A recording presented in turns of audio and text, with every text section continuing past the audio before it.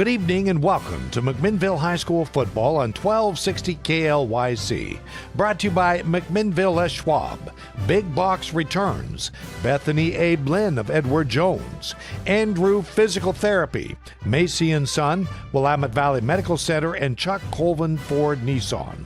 Also by Scott's Automotive, Senior Care, At-Home Mattresses, Kevin Gephardt of Edward Jones McMinnville, and Mac and Pack Shipping. And now, the voices of the McMinnville Grizzlies, Brian Erickson and Jeff Ivey. And welcome to McMinnville High School. Glad to have you here on this Friday night. Brian Erickson here with you, along with Jeff Ivey. And Jeff, we have got a game here tonight that, we get towards the end of the season, they become a little more interesting. Yeah, they become more interesting and more important, Brian, especially as you look to maybe secure some sort of playoff or extended season competition. So this is a rather big game for McMinnville, coming home after a tough loss last week at Newburgh.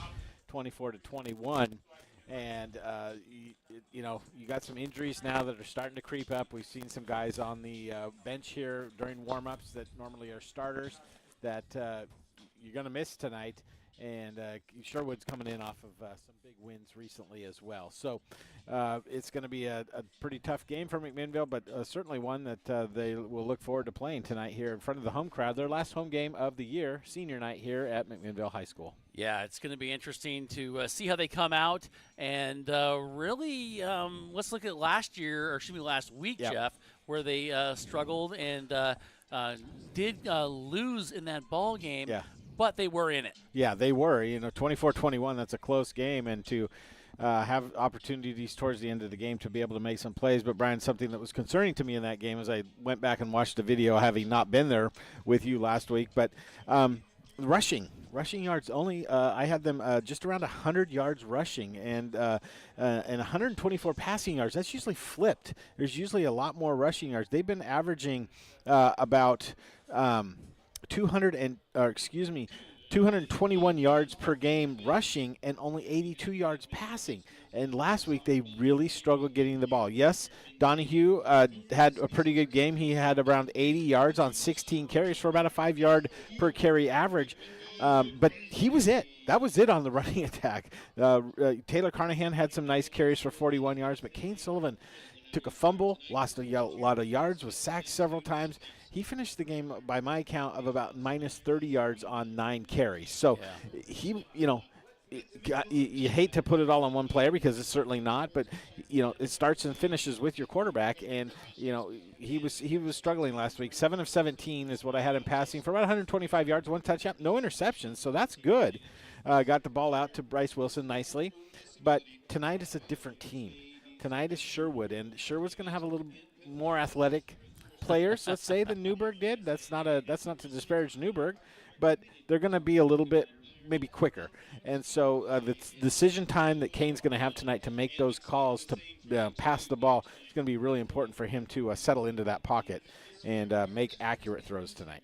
Yeah, it's going to be interesting to see how they come out and really what Sherwood team you're going to get here. You've got a team that's 4-2. They score a lot of points, 177 on the season. Yeah. Currently ranked 12th.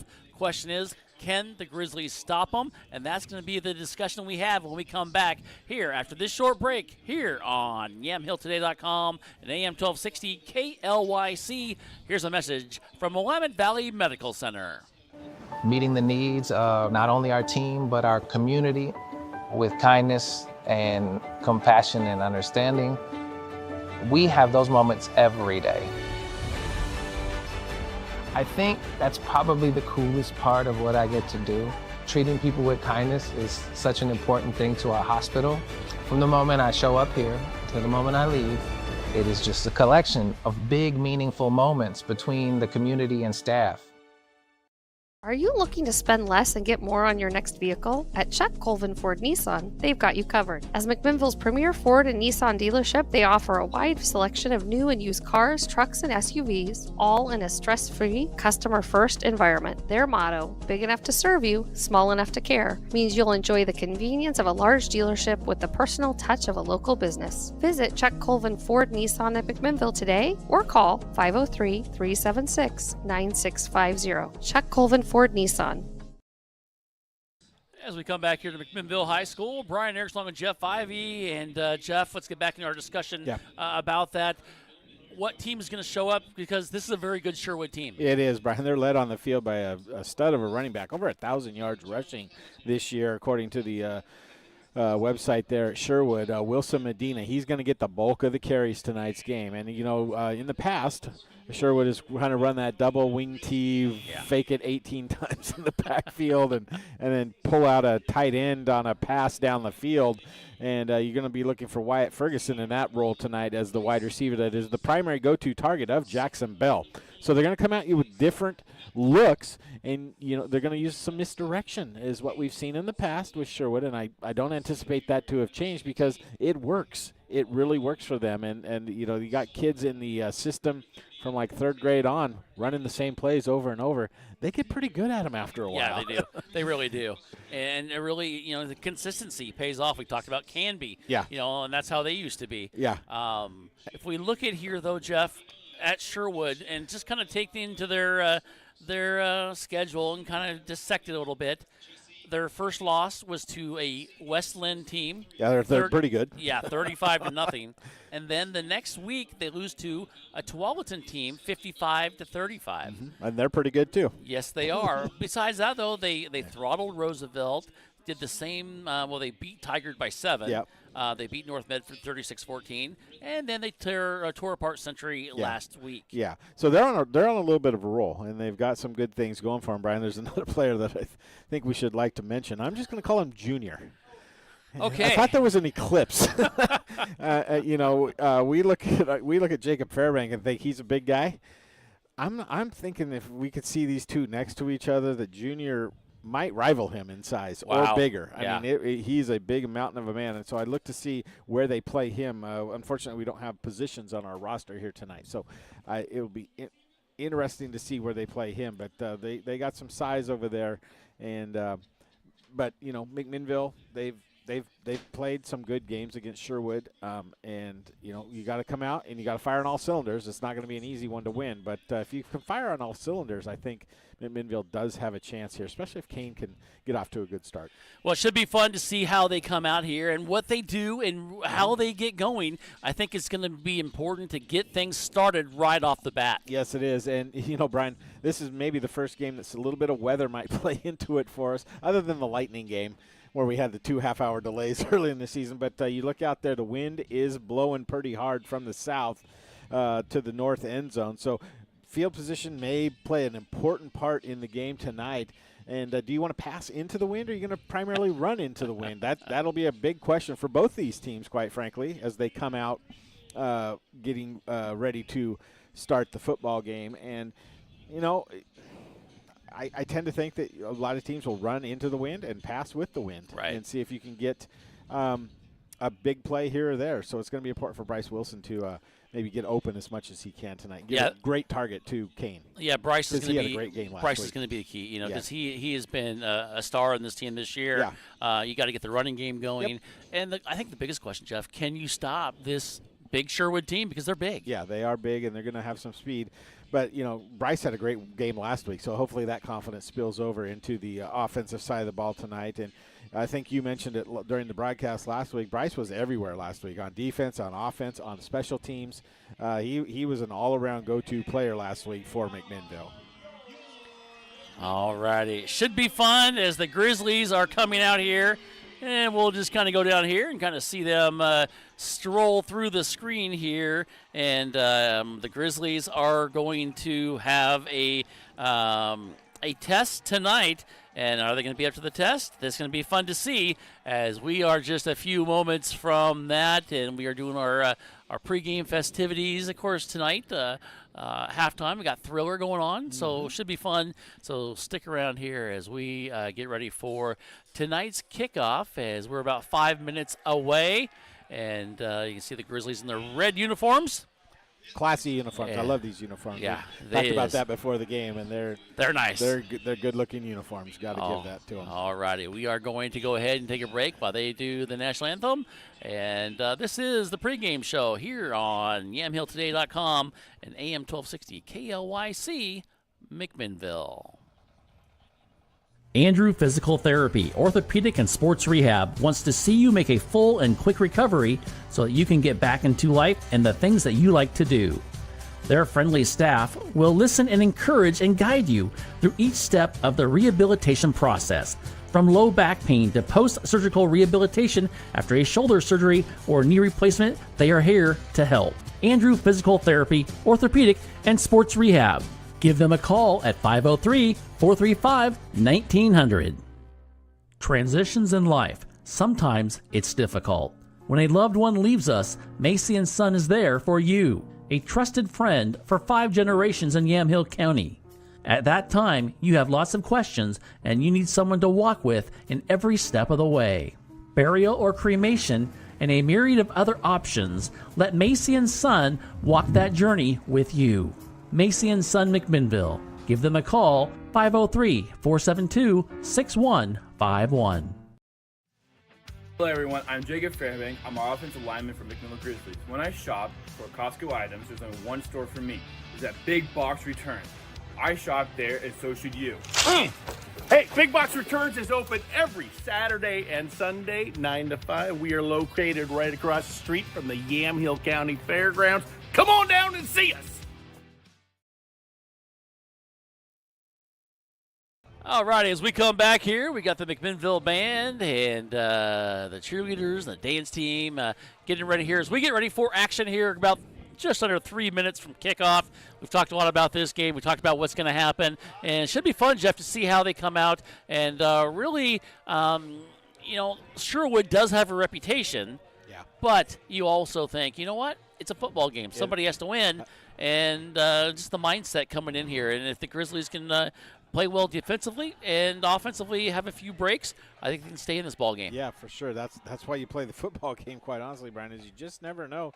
Remember a couple weeks ago, McMinnville beat a Liberty team that a lot of people didn't think that they were going to be able to do. So, you just got to play a clean game. I will say that I've been very impressed with the lack of penalties that McMinnville's had. They're averaging just about 4.5 penalties per game versus their opponents getting up to the 8 or 9 penalties. I think Newburgh had 13 last week for 125 yards or so. So, that's great growth. You remember a couple years ago, there were tons of penalties from this McMinnville team, the false starts, the offsides.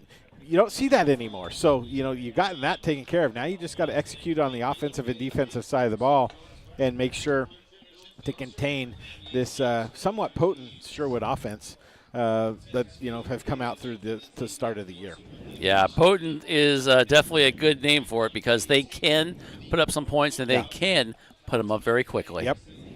They got a nice crowd over there tonight too. So all in pink, a lot of pink in the stadium, of course, for Breast Cancer Awareness Month. A lot of players here on McMinnville side have pink ribbons and not ribbons, but tape, I guess, on their arms and that sort of thing. So that's kind of cool to see. But I always look forward to the halftime festivities of the last game of the year here at McMinnville. Yes, One of my do. favorites. Good old Thriller. Yep. As we are going to have that at halftime. Should be fun to do that again. I don't know how many years they've been doing that, but it's been a long time. Yep. So they are having the coin flip down there as we get ready here for kickoff here. And, Jeff, it'll be fun to see what the Grizzlies do offensively if they try to start airing it out right away and go to Bryce Wilson. Yeah, and McMinnville's going to get the ball. That's their selection here in the second half. The first half.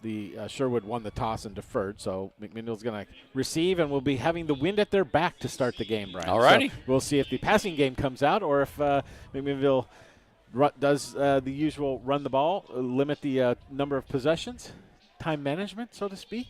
Yeah. And, pass when it's there. So they will have the wind at their back. It'll be interesting to see what the choice here is. And I did see, as I watched the game last week, I did see a somewhat noted improvement on the special teams as well. Yeah. One high snap back to the punter. It was close, but kickoffs were definitely improved as they have been a challenge for the most part of the early season. Well, I guess we're mid-season now. We're late. We're late season. We're at late, mid, early end, huh? Yes, it is. And you know it's a little chilly. This is the first night that it's really kind of been a real fall football game. Some of the officials got gloves on. So they got the long sleeve shirts. A lot of stocking caps out here as well. The gloves, you're right, Jeff. This is our first chilly night, and it shouldn't be any problems with cramps going on tonight. No, I would hope not. I would hope not as well. And we get ready to go, and Sherwood will be kicking the ball. And kicking the ball for the Bowman will be Cooper Zalman, the senior. Cooper. I like that name. Yeah, they got some tough names to say, so we might say a lot of first names tonight. Well, as long as no Name doesn't come out here. Exactly. And just like that, they're going to kick it to the up back, taking it at the 22-yard line, going to go to the right side and get to maybe the 30, and then taken down right there. And that was Christian Belding with the return for McMinnville, as we are here. Glad to have you here on this cold, chilly night from McMinnville High School. Just a reminder that this is KLYC McMinnville, and Dick Mason back at Command Central, keeping us up and going. Thank you, Dick, as we get ready for tonight's action. And here we go, Jeff. Another fun Friday night. Let's do it. Let's go McMinnville. I'll be the homer. Well, it could be worse, right? It could be. All righty, here we go. As we got Sullivan shotgun formation, Donahue is in the backfield. As here we go, another high snap to start things off, Jeff. And they go, and they're going to go long, just like we talked about. Here's the pass. It is caught. The 40, the 30, down to the 20, and then pushed out of bounds to the 26-yard line. They're making the 16-yard line. What a great play. And, Jeff, Bryce Wilson, just like we talked about. Yeah, and, Brian, that was with the wind at the back. It was a perfectly thrown ball by Kane Sullivan, and I think it caught Sherwood a little off guard there because Donahue was jumping up and down, running down the field like happy, like, haha, we got him. Great play there to Bryce Wilson. You know, it's interesting because last week Kane Sullivan had a couple good passes that looked perfect, and I think they kind of saw that, like, hey, let's get back into the air. And that was a play that really did trick them. And just like that, that play did not trick them. Donahue gets his helmet taken off, and a huge loss. Let's see, they mark him back at the 21-yard line. Going to be a loss of 5 yards there. There was no tricking there, Jeff, and I hate to say it, but this offensive line is going to have a trouble tonight. Yeah, that was quick. Somebody in the backfield. I did not see who that was. I was looking at the wide receivers, and by the time the ball was snapped, the guy was in the backfield. Yeah, he was. All righty, that's going to bring up second down now, 2nd and 15. We're now at our third play of the game. Carnahan and Donahue in the backfield. Carnahan. No, it's not Carnahan. It's not Donahue either. It's going to be right up the middle to about the 6-yard line. And going there is Elias Fanati. Yeah. And Fanati is going to get near the first down marker. Going to be short as they mark him back at the 6-yard line. Or make it the 7, had to get through the 6. Wow, that's a little bit of a shock there, Brian. Elias hasn't played in quite some time, and he's taking a nice 15-yard gain. This is a big call here. I expected to go to Donahue on this play. 3rd and 1, and Donahue, is going to be a pitch to Fanati on the far side, and he's going to get taken down. Could not make the turn and cut the corner, and he's going to maybe a loss as they move him back to the 8-yard line, a loss of 1. And now going to bring up 4th and 2. What do you do here? And I kind of think Fanati was in there to kind of make Sherwood not sure what's going to go on. I'm sure that their key is Donahue, of course, as it should be for any team. Right. But, you get Fanati, who's a little bit quicker than Carnahan. Not the size, though, but a little bit quicker. Here we go. 10-10 to go in the first quarter. It is 4th down for the Grizzlies. Here they go. They're going to hand off to Donahue. He's going to push his way right up the middle and ask the offensive line to make a push. I don't think they got it, Jeff. It's going to be real close, Brian, but I think this near official coming in. He needed a full 2 yards. May have got a yard and a half, if that. It is a turnover on downs. Tough one. Yep, that's what a great play to start the game, and then just could not get that extra yard, Brian, that they needed to. Interesting thing about that, Jeff, is you had Finati in there, and he was able to get that 15. Yes. And they found something open there, and then apparently Sherwood knew what it was, and they closed it right up. They closed it quickly. All righty. Here we go. Sherwood with their first possession. Quarterback for them is Jackson Bell, the senior, and he's going to throw. He's going to keep it. He's going to run to the right or left side. He's going to get a big gain. He's going to beat some guys, and if he beats that guy, he's gone, and he gets tripped out of bounds at about the 39-yard line. And, Jeff, that was speed right there from your quarterback. That was. It was a good job by, I think that was Wilson that was able to catch him from behind. But, wow, that was 32 yards on their first opening play of the night by the quarterback.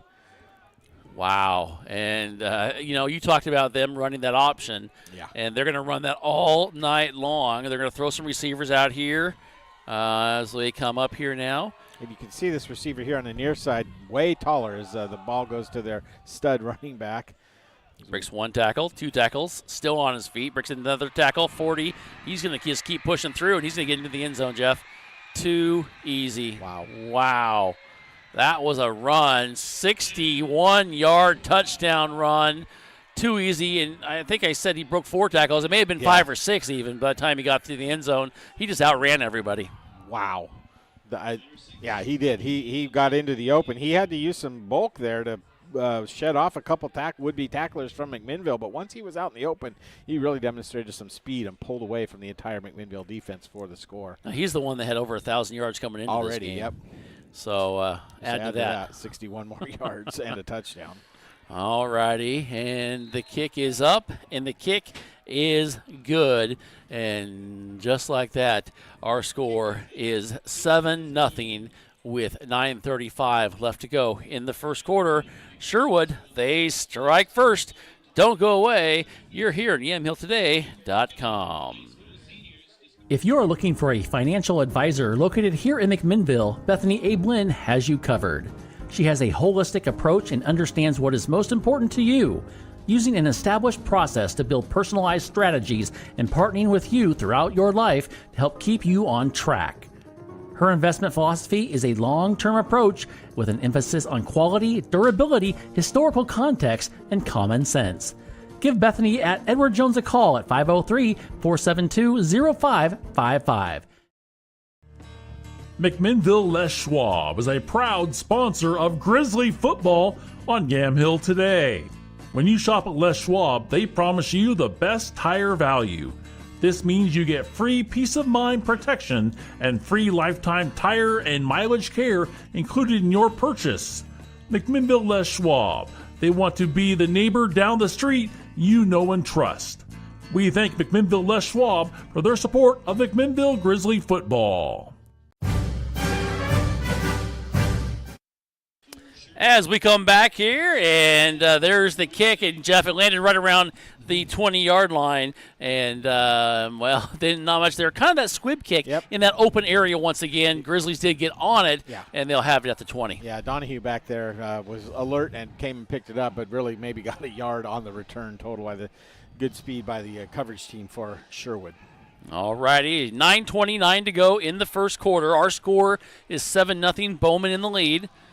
And Grizzlies trying to do a hard count there, I believe, or a miscommunication. Sherwood saying it's against them, and it is against them being McMinnville. McMinnville, yes. Yeah, there was several people on the left side of the line looked like they all flinched at the same time. So half the huddle heard one count, and the other half heard the other count, I think, on that play. Could have swore it was on 2. Mm-hmm. Maybe not. All right, here we go. 9:29 still. Shotgun formation. You got Donahue in the backfield for McMinnville. Here they go, and the ball's on the ground, and they're going to have to jump on it. Finati picks it up, and he's going to be hit hard and backwards. And he fumbled it again, and they're going to say, what are they going to say? Sherwood ball. They do. That was way too easy, and you pick it up. Instincts, though, Jeff, you pick it up and try to go forward, right? Yes, I mean, and that's what happened. But then you get hit right away, and the ball, unfortunately, was hit first before you were. Yes, and you just wonder if that's kind of Fanati not having played a lot yet this year. Brian played in the first couple games and get those big game jitters, and boy, that can just really make things tough for McMinnville if they give up another quick score here. Well, they are going to get a new ball out there for Sherwood, and it'll be interesting to see what Jackson Bell. It's one of those games too, Jeff, that they're going to try to score early in this ball game, and you cannot get that far behind. This is going to be. I'd love to see a defensive stand here, but we'll see what happens. Here we go, as we've got in the backfield is Aiden Rodriguez, along with Tingy for Sherwood. And they are going to get it right up the middle. Rodriguez is going to push his way, and we'll try to get out of the beam here. And it's going to be a touchdown, Sherwood. Yep. Medina, again, just took the ball straight up the middle. Well, straight up the middle mean off the right side and in for the easy 4-yard touchdown. Well, that makes it 13-0, pending the extra point for Sherwood. As just too easy there, Jeff. Mistakes will hurt you.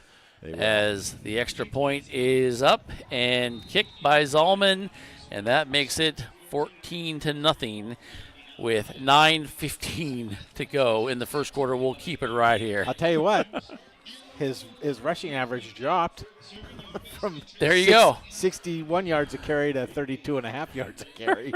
So that's a positive, right? Oh, Jeff. Oh, this is not the start McMinnville wanted for sure. It's not.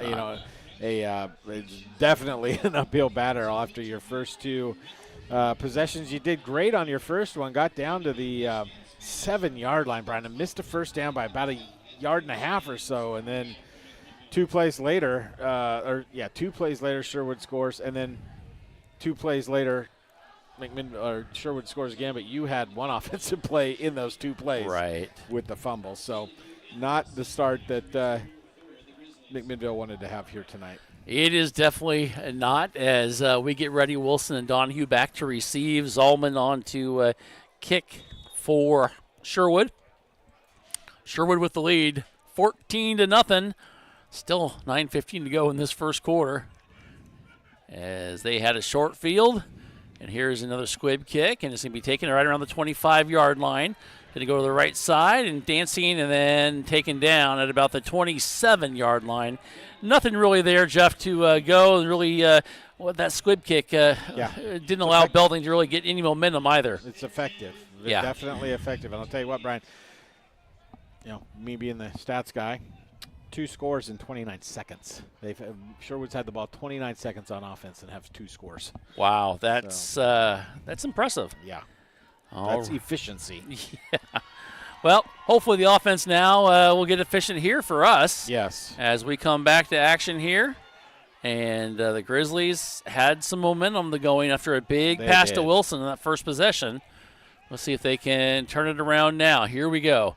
And it's going to be a little pitch here, and it's going to be Wilson. And Donahue, and he's going to cut it, get a first down. It goes across the 40, and a nice run for Donahue, as he got a 14-yard run. That was a great play right there, Brian, because Sherwood crashed down, and it was one-on-one with Kane out in the flats. Nice job from the linebacker to come out and make a tackle, but not after 15-yard gain by the big running back, Donahue. He's got 10 yards on 3 carries now. But great play. Here we go. Bunched in, 2 on each side for Sullivan. High snap. Pitch it to Donahue on the far side. He's not going to get anywhere, and he's going to be thrown backwards. And then he's still getting thrown backwards, Jeff, and that team pursuit is so tough. Now, I notice here, Brian, on the roster, there's 2 number 6s listed. So I don't know if that was Wilson Medina or Aiden Rodriguez making the play, but it was number 6. My guess is it's Aiden Rodriguez. Oh. That's my guess. Okay. But I don't know that. I'll have to see if I can make anything out, like was one of them wearing a towel or something. Medina, of course, one of the star running back. Yes.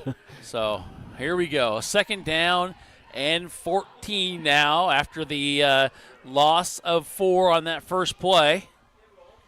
Here we go. Nice snap. Sullivan has to get rid of it quickly, and it's incomplete. He tried to just dump it off to the back, and unfortunately Donahue could not get it. Kind of throwing behind him, kind of a twisty-turvy. Just really, Sullivan's like, I got to get rid of it because I'm going to get hit. Yep, he was feeling the pressure for sure as that pocket was collapsing. And that's what you got to do on those quick hitters, though. You got to hit them right in the hands of the running back or the wide receiver. They ran both the running backs off to each side and hoping to draw more to the near side as that play into the boundary. 7:58 to go here in the first quarter. Our score is 14-0. Sherwood in the lead. Two receivers here on the near side. You got Donahue in the backfield. Carnahan in motion. You got a flag, it looks like, or is it a ball? I couldn't tell. A little pitch out there, and just a floater to Carnahan. He got lucky there that it wasn't intercepted. Very lucky. And that's going to bring up fourth down. That's a tough one. That was. Carnahan did a nice job to try and come back and make the play, but it's one of those two that you're coming back for it, but you know you're going to get hit if you come back too close. But unfortunately, could not come up with it, and now they are going to have to punt as they get ready with 7:52 to go here in the first quarter. Need a good snap here. Well, penalty. Somebody moved, but I'm not sure who they're going to call it on. Yep, they're going to call it on McMinnville. Well, we talked about the penalties. Already two. Yeah, not being a problem. No. Did I jinx them? Was that the sportscaster jinx? I hope not, because it's becoming a problem here tonight as we got Wilson back there to punt, standing down at his 20-yard line. All righty, here we go. As they look like they're going to show they're going to go for the block here. Grizzlies maybe saying, hey, we might just fake this thing and throw a couple guys on the outsides. He's off. There you go. Get back. All right. There you go. Way offsides. Here we go. Low snap, and they almost got a block. The Bowman did. Bounce. And it's going to take a Grizzly bounce. Get it. And it's going to be at the 18-yard line. Here we come. They're going to come stutter step across the 25 and then take it down at the 27, maybe 28-yard line. So nice job there by the special teams to stay with them. And now the Bowmen have the ball and a lot worse field position than they had last possession. Yeah. And that was a nice 46-yard punt, Brian. Yeah. One of the better punts of the year by this McMinnville team. And it was a pretty good snap. Got a little pressure, but Wilson did a good job hanging in there to complete the play there. 7:38 to go in the first quarter. Our score is 14-0. Sherwood in the lead. And Sherwood with the ball. Yeah. Let's see. Medina is there back in the backfield, who has been impressive all year long. And they're going to go to the air now, and they're going to look, and he's going to fake, and now he's going to step to the other side. He's got a little bit of pressure. Good job there, but he's going to keep it. He's going to run. He's going to get a first down or more across midfield and go out of bounds. And a nice run for him. Let's see where they end up marking him. As they get him about 18 yards as he gets to the 48-yard line. Well, I'll tell you what, as you watch that play develop, great coverage by McMinnville on this near side on the wide receivers. They were trying to run deep. The problem was when he swung back to the other side, there was kind of that picket fence that you like to set up on a punt return, Brian, and the quarterback able to get that 18, 19 yards down the field. It helps when you've got speed like their quarterback does, and he does have it. And you're right, Jeff, that picket fence worked out well. Now they're going to throw it. They're going to throw it to the far side, and he's going to kind of find his blockers, cut him up the middle, and even on a small play like that, Jeff, they're picking up 7.5, 8 yards. Yeah, and that was just a quick hitter out to wide receiver there. Looks like Caden Mukulak on the reception. But you named it, 7 yards on that pass play. And we're down to 7 minutes to go in the first quarter. It's been all Sherwood here tonight early in this ball game. If they're taking some time now, Jeff, which is, I guess, good news. As they come up here, and it's going to be second down, and they're going to throw it, and he's going to be flushed out here on the near side. He's looking, and he's going to keep it. He's going to go right into the Grizzly bench, and he's going to pick up a first down as he gets to the 40-yard line.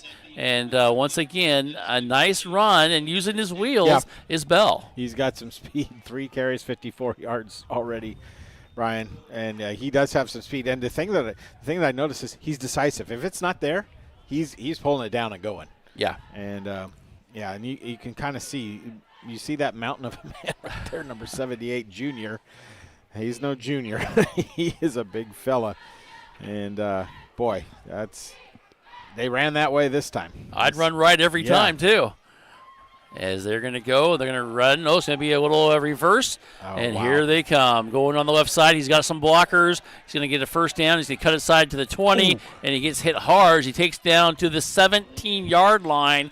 Andrew Walatich with the run. The senior showed his speed there. Yes, he did. And, again, that was that double handoff fake in the backfield that really gets everybody's eyes crossed on the defense and able to go for big yards there. Again, for Sherwood, they mark it just inside the 20. They put it down to the 19-yard line, so 23 yards on that scamper. Scamper's the appropriate word for that as well, because he did that. 6:18 and counting as they are driving into the wind. As they come up, shotgun formation. Bell, he's going to just throw it. He's going to be flushed out. He's going to look down into the end zone. He's going to throw into the end zone, and let's see. It's going to be incomplete as we got into the post there, and we'll try to move back a little bit. I think we might have a roughing the passer call here. Let's see what we got here. Oh, holding. We'll take that. There we go. We'll take that and move it back. Yeah. We will take that penalty. First penalty of the night on Sherwood. 10-yarder. And you can see there, though, Brian, Jackson Bell, he was smart with that play. There was only one place he was going to throw it, and it was only a place where his wide receiver could catch the ball. He threw it outside, not inside towards the middle of the end zone. He threw it outside so that his player would run through it, and if he didn't get it, he didn't get it. Smart play there. As they come back up here now with 6:01 to go. And this is a good football team. It's a smart football team, as you said, Jeff. Interesting juniors on the other side for this play. And a little delayed drive up the middle, and he's going to run to the left side. It's going to be a touchdown. We have a flag in the backfield again, though, Brian, and I think it might be on Junior if they were to announce a number, because he reached out with his big, long arms and basically put him around the neck of the defender trying to get through him. So I think we might have another holding call here. That's illegal. That is illegal. Yep, holding call. All right. Just checking. Back-to-back holding calls is giving McMinnville a little bit of life here. It has. It's taken some time off the clock as we're at 5:51. It's slowed down this Sherwood team, definitely. It did. They've been their own worst enemy right now. Yeah. As they move the ball back, and let's see, all the way to the 39-yard line is where they'll have it. And I hate to say it opens up the field for them, but they don't need that. They don't need that kind of help. No, they don't. And they come out quickly, two receivers on the far side. But it is 1st and 30. It is. So we don't see that very often. No. They have to get to the 10-yard line. Here we go. They're going to do a double pass here as they throw it back, and they have a receiver wide open by himself, and he catches it and into the end zone, touchdown. What a play, and what a double pass. And that was a pass back to Wyatt Ferguson to Wilson Medina on the second pass. That's why I was looking just for the number. It was. And that was a perfect play. And, wow. I hate to say it was pretty, but it was worked. interesting. Yes, it was. Worked. Yes, it was. And then there's a 1st and 30 that they end up converting, too. All righty. They're on to kick the extra point with 5:42 to go, leading 20-0, and they're going to go for 2, and they're going to give it to the big guy, and then they're going to throw it here to the near side, and they get it. So you got the big guy in there for the, I guess the flea flicker is the perfect term for that, even though I was cut off guards, that he would actually get the ball, but he did. He flipped it back, and they make it 22-0 with 5:42 to go here in the first quarter. We're going to go ahead and take a break. Don't go away. Grizzlies trailing to the Bowman right now, 22-0. We'll be back right after this from Willamette Valley Medical Center. Meeting the needs of not only our team, but our community with kindness and compassion and understanding. We have those moments every day. I think that's probably the coolest part of what I get to do. Treating people with kindness is such an important thing to our hospital. From the moment I show up here to the moment I leave, it is just a collection of big, meaningful moments between the community and staff. As we come back here, Brian Erickson along with Jeff Ivey And here comes the kick, and it's going to be another squib kick. And they saw film, takes it to the 25, and he's just going to slide at the 29-yard line. And I think Matlack said, nope, I'm not going to get beat up on that. No sense in doing that. Saw that truck coming at me. All right, what are we going to do here, McMinnville? We gotta answer quickly. Yeah, I think that's probably a good thing. They're down 22-0 with 5:39 to go. And I think control of the ball would be nice. Yep. But I think this Sherwood team is showing they've got some speed. Yeah. And they like to hit. Here we go. Sullivan, shotgun formation. Going to hand it off to Carnahan. He's going to come on the near side, and he's going to be hit. And he's going to get forward for a few yards. Gets to about the 32-yard line. And that was just really him leaning forward in his big size. And he was able to get there and cut that corner just before he got hit. Yeah, that was all about his big body frame there, Brian. 6'2", I believe, and probably 210, something like that. That was all him doing that as he came across the backfield on that fly sweep type of motion. All righty, as they come up there, White Ackley in the far side receiver position for the Grizzlies. Two receivers here on the near side, and they're going to throw it. Sullivan's going to look. He's going to throw down the middle of the field. It is caught. Wilson gets it across midfield. The 40, the 30. He's got one guy to beat, and he's going to beat him. Touchdown, Grizzlies! And that's how you get back in the game real quick, Brian. Great blocking downfield, too. Nice job and a nice run there by Mr. Wilson and Jeff. They did exactly what they needed to do. They needed the answer, and they did it in 2 plays, Brian. What a fantastic pass by Sullivan, and then we saw Bryce Wilson run away from the linebacker that was trying to hold on to him, and then he had some excellent blocks down the field. And the Grizzlies are showing that they might go for 2, but that could all change, of course, on a dime. Sullivan's going to look over. They're going to see if they have it. Looks like they are going to go for 2 here. Why not? Trailing 22-6. And they are going to throw it. Sullivan's going to look. He's going to just throw it up in the air. Incomplete. Just a little too high. And it falls to the turf. We'll keep it right here. 4:46 to go. Our score is 22-6. This has been a wild one, Jeff. Wild first quarter, I should say. We're barely at least. halfway through the first quarter, Brian. Wow, that was 2 plays. Bryce Wilson has 2 receptions, 122 yards. Wow. That's not bad. Not bad at all. That's not a bad 61-yard average. No, you'd like to have them on your fantasy team. Yes, you would. Wow. That's crazy. But nice answer by McMinnville. They desperately needed to put some points up on that drive, and they got it right there, Brian. If you like offense, we've had it in this first quarter. 312 yards of total offense between the 2 teams, and we're 7 minutes and 14 seconds into the game. Wow. The defense, I would say they'd show up, but I think the Sherwood defense was playing pretty well, except for the 2 big pass plays to Wilson. Exactly. Well, they got to keep going. They got to keep that kind of momentum going here. And is this where you come out with a little onside trickeration here early in the game to just see what Sherwood's doing here on the kickoff coverage? I don't know. You got the wind at your back though, and Wilson's got a good leg. Yeah, you want to, I think, use that while you can. Here we go, and he is going to kick it deep,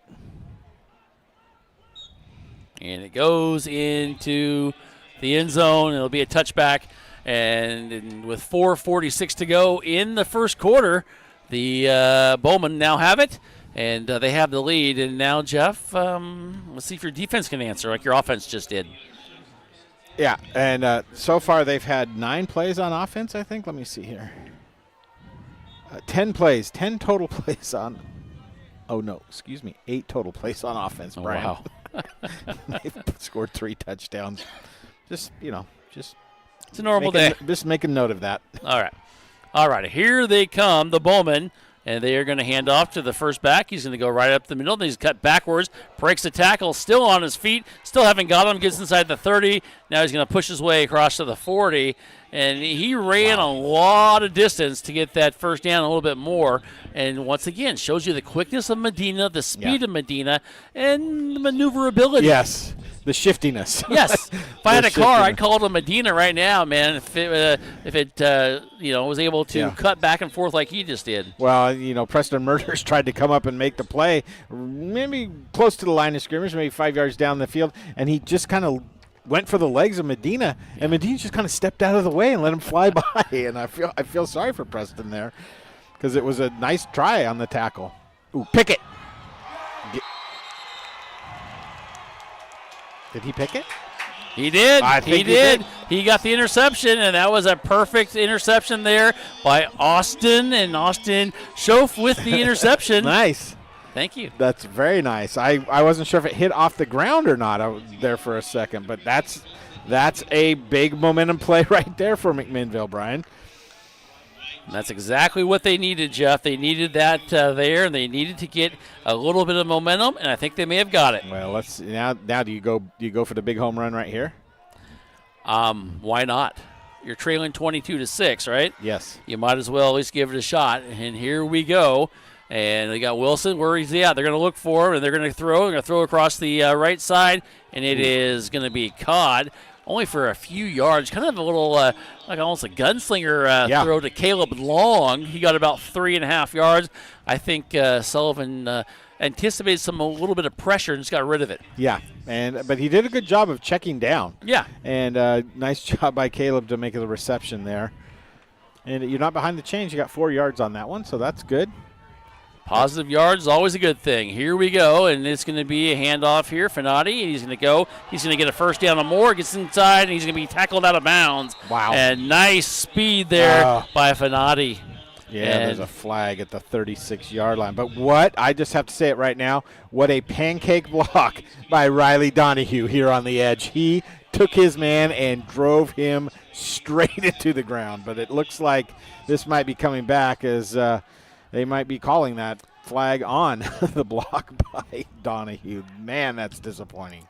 It is, as that was a huge run, and they will be stepping it off, and the Grizzlies are going back. And that's a huge, huge break for the Bowmen there. 3:28 to go. The officials are discussing it still, and let's see what they decide to do, where it was. And now they're trying to just mark it off, he says. Yep, holding. Yep, that's a tough one. So you get some of the positive yards, and you get the down over. But now instead of being 2nd and 6, it's 2nd and 9.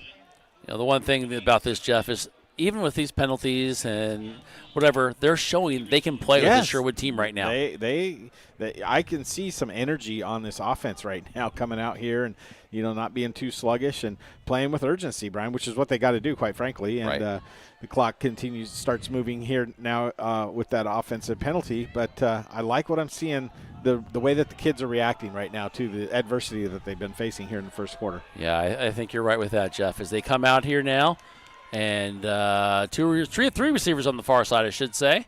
And here we go. They're going to run to the far side. There's going to be a little picket fence there as you got Sullivan. He's going to find his way, and he's going to get a first down, but he does get hit. He picked up enough for a first down as he gets to the 44-yard line. Pickup of 10 on the play, Brian, and that's a nice job by Kane to, be decisive on the play. Right. Good job by the offensive line as well to get him in there and let him get that first down as we come back here. 2:50 and counting here in the first quarter, 22-6. Bowman in the lead. Here we go, shotgun formation. It hits Finati on the knee and ball's on the ground. It's going to be a turnover back to the Bowman. That was another snap. This time was low, and the time with Finati coming across came there as the ball was there, hit him in the knee, bounced off, and all you had was 3 or 4 Bowmen down there on the ground grabbing for it. Second fumble of the night by Finati, and he's just a sophomore, Brian, but getting exposed to the big-time Friday night lights, so to speak here, and that's disappointing there. But we'll see how the defense reacts here. Let's see if they can pick up Finati. Now let's see if they try to go to the air quickly here, or they give to Medina a double handoff, and he's going to go across the middle and going to get about 4 yards with the double handoff. That was junior Jack Wilson with the run. Wilson's going to be credited for almost 5 yards as he gets into Bear territory there to the 49. Bear territory. You had me there for a second. I like that. Yeah, you like that? I like that. I looked up the old dictionary and some synonyms. the synonym dictionary, whatever you call that. It's somewhere in there, I think. Yeah. I Googled it. 2 minutes to go here right now in the first quarter, 22-6. Bowman with the ball, a run right up the middle. No one's going to touch him. He's going to get there. Medina's going to get a score again. Too easy. Funky Cole Medina with another big run. This time, 49 yards. Wow. I'm tired of you saying that. I'm just going to say. Yeah, I'm going to have to do some more synonyms for that. I don't know what, but 135 yards now on 4 carries for him. wow. We jokingly said, yeah, he can get another 1,000 tonight. That's not funny anymore. He's more than 10%, 15, 13% of the way there. It's not funny. Could I'm happen. just saying. It could happen. Here we go. Here's the snap. And the kick is going to be no good. May have been tipped at the line. We're going to keep it right here with 1:49 to go. Okay. Pardon me, as they did get a stop there with the extra point. Yes. However, our score is 28-6 in favor of the Bowman. And turnovers been a big problem tonight. The Bowman are causing some of that, but not all of it. No, it's self-inflicted kind of timing things in the backfield with McMinnville on that last fumble. Hey, just a reminder that we've got Oregon State Beaver football here on KLYC AM 1260, and you can tune in to the pregame show tomorrow at 5 o'clock. 5 o'clock. As kickoff is right around 7 o'clock, and we'll bring all the action here. I won't. Mike Parker will, and Big Jim Wilson as well. They'll bring you all the action here on AM 1260 KLYC. So it'll be fun to see if the Beavers can rebound from their loss to UNR last week to take on UNLV. I'll be there. All righty, so will I. But we're here right now, too, with 1:49 to go in the first quarter as the Grizzlies trail 28-6. And Zalman on to kick, and he's going to squib it somewhere, Jeff. And he's going to go a little punch kick, and he takes the bounce at the 30-yard line, goes to the 20-yard line, picked up at the 30, and then 25, and going across the 40, Fanati with a nice run back to about the 40 or 41, mark at the 40, and decent field position for the Grizzlies. Got an interesting stat here for you, Brian. All right, I'll take it. 6th possession of the game for McMinnville already. Wow. We're not even out of the first quarter. What's the average for possessions for like of a ball half, game? Like 7 or 8. Yeah. And like maybe 14, 15 for a ball game. In that range. I remember Coach Rutschman would always say you might get 15 possessions if you're lucky in a ball game. And I think they might have about 30 here tonight if they keep doing this, unfortunately. Wow. Here we go. Sullivan, shotgun formation, high snap. He's going to get it. He's going to run himself. He's going to be taken down the backfield. Wow. There's 8 guys on the tackle, Jeff. 8 of the 11 are there on top of Sullivan. They're really focusing on him and Donahue. And, Fanati's had some good plays, but it's because they're not focusing on him. And he's, fumbled the ball a couple times, Brian. But, is that – no, that's not Kane limping. Okay, I'm just making sure that he was okay there. Okay, we're good there. 1:23 and counting to go is going to be second down and 14 after the loss. And trying to find where Wilson is. He's in that slot position there on the near side. Here we go, and it's going to be Sullivan throwing the ball, and he's going to dump it up for Wilson. Little high pass and just kind of a timing play. But Wilson got caught up with his guy, Jeff. Yep. He could not get to where the ball was going to land. Yeah, Tellen Goretta there. Looked like he got some hands on Wilson. He's tried to come out of the backfield on a little fly motion, but officials missed it because it kind of looked like it was defensive holding there as they were trying to get the ball to Wilson. Going to bring up 3rd and 14 now. Just a reminder, also, next week we'll be on the road. And we'll be Hillsborough. In Hillsborough, Century. Yeah. And we'll be bringing you all the action here on YamHillToday.com and AM 1260 KLYC. Week after that, we'll be on the road again to finish off the season at North Salem. Well, finish off the the regular season. Let's say the regular season at this point. Let's say that. How's that sound? Okay, here's a high snap. That's what it sounds like. Is Sullivan's going to go to the far side, stick with it, and he's going to run out of bounds. He's going to be pushed out of bounds, but not before he picked up about 5 yards to the 45-yard line. And he just made that happen himself, Jeff, because there was nothing downfield after the high snap, and he's just kind of running around trying to find an open space. And great closing speed, because he did have a lot of open space in front of him, but the safety came off of his man and did a good job of cutting down the angle and forcing Kane out of bounds. Kane now forced to punt with 52 seconds to go. Is this your fake here? Because Kane is not your normal punter. Well, he has punted, though, this year. Yes, he has, but he's not your normal punter. All right, we got some other guys on the field. Back to receive is Wolatic. As the Grizzlies are saying there's movement on the line. No call there. Here it is, and Kane's going to get it off. Wolatic is going to get it as it bounces. No, he's going to let it sit and bounce some more as it gets to the 24-yard line, and that's where it will be ruled down. And that's where they'll have it. With 43 seconds to go, the Sherwood Bowmen will get the ball, leading 28-6. We've had 34 points scored in this first quarter, Jeff. Yeah, it's crazy. Wow. It's crazy. All righty, here we go. And it'd be interesting to see. The wind still is blowing into the direction of Sherwood. Yep. Do they do anything differently here as we are getting close to the end of the quarter? I hope they do something differently, like have a loss on a play, Brian. I'm just going to be honest with you. I think the defense is going to have to make that happen. Yeah. Here we go. They're going to throw it. They're going to throw it to the far side, set up a screen play, and going to be breaking 1 tackle and then 2 tackles, and a flag gets thrown in and still on his feet and finally taken down. They're going to say he may have stepped out at the 43-yard line, but let's see. There's a flag back at the 39-yard line. I think it might be blocking downfield. Yep, holding downfield. So that was a nice quick pass out to Wyatt Ferguson. Kind of a wide receiver screen on the far side. And they're going to mark it back 10 from the spot of the penalty, which is at the 35-yard line. Move it on back. Yep. They do. They're going to set it at the 25 with 33 seconds to go. Third penalty of the game here so far. This should be the last play, unless there's a dead ball of some sort. Yep.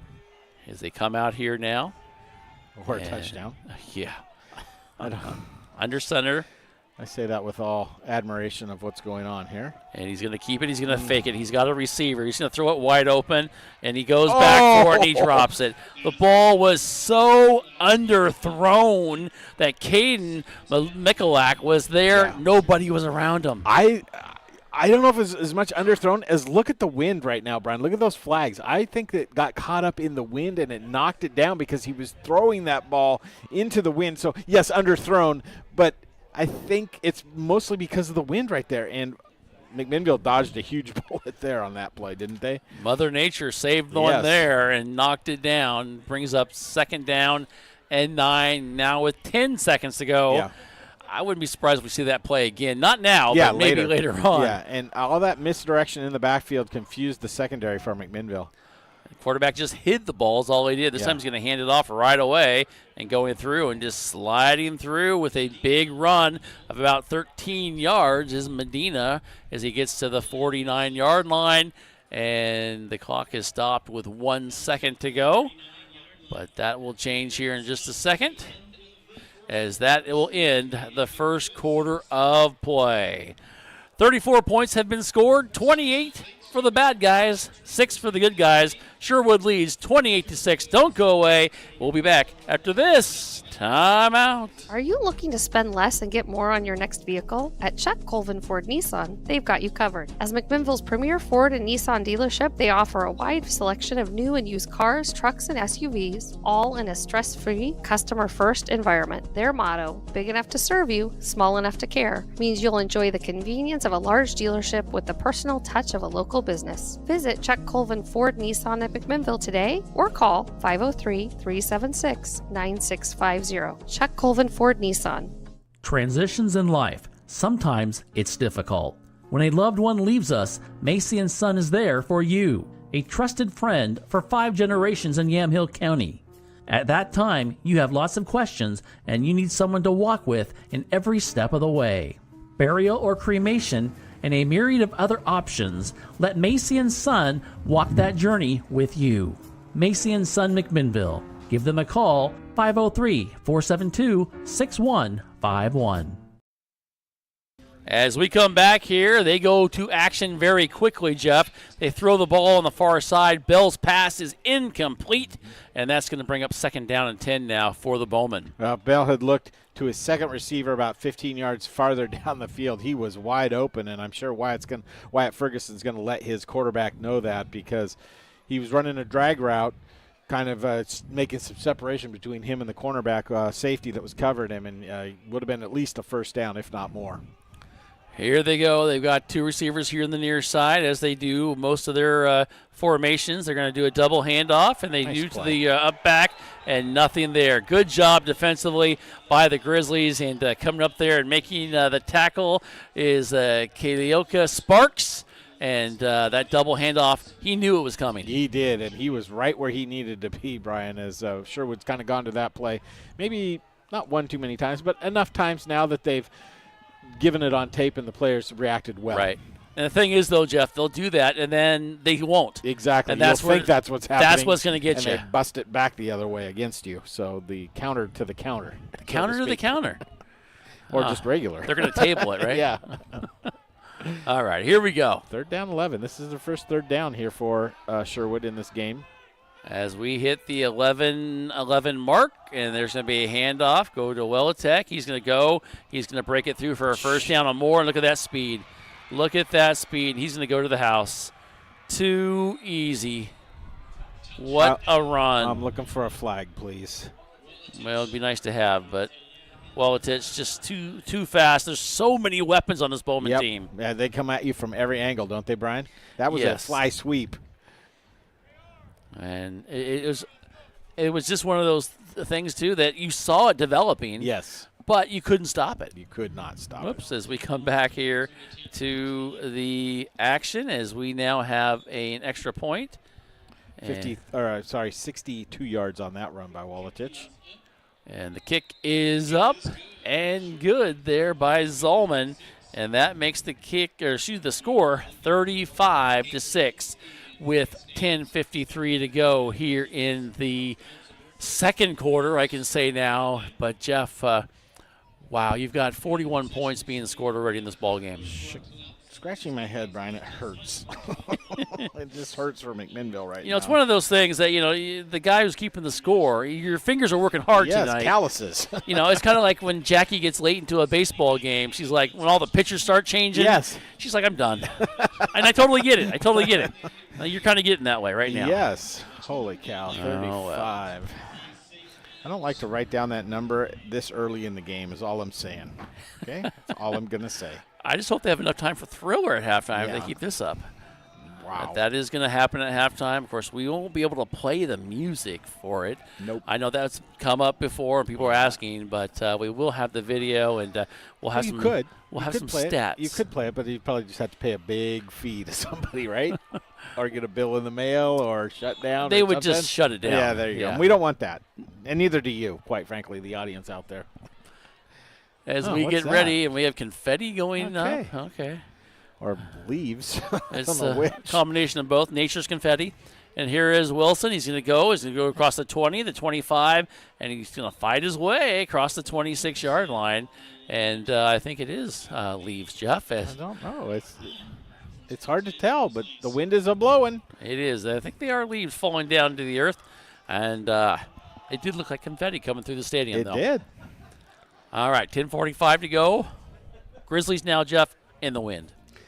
Yeah, so, this is where you're going to probably want to try and run the ball as much as you can, but give credit to Sherwood. They've kind of shut the team down so far. They've only given up 32 yards on the ground tonight to McMinnville.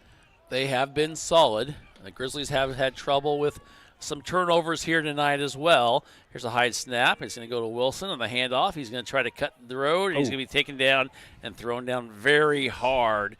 And coming in there is that Medina with the big tackle, and it does. And he puts them back maybe a half a yard, but it was just, I don't say like a vicious tackle, but almost just a throwdown. Yeah, that's exactly what it was. Hey, generous spot there to the 29. Give them positive gain on the play. Well, you know, Okay. it's all about intentions, right? That's right. All right, 10-14 to go in the second quarter. It is 35-6, Sherwood in the lead. As the Grizzlies are going to show, is that Long over on the far side? It is.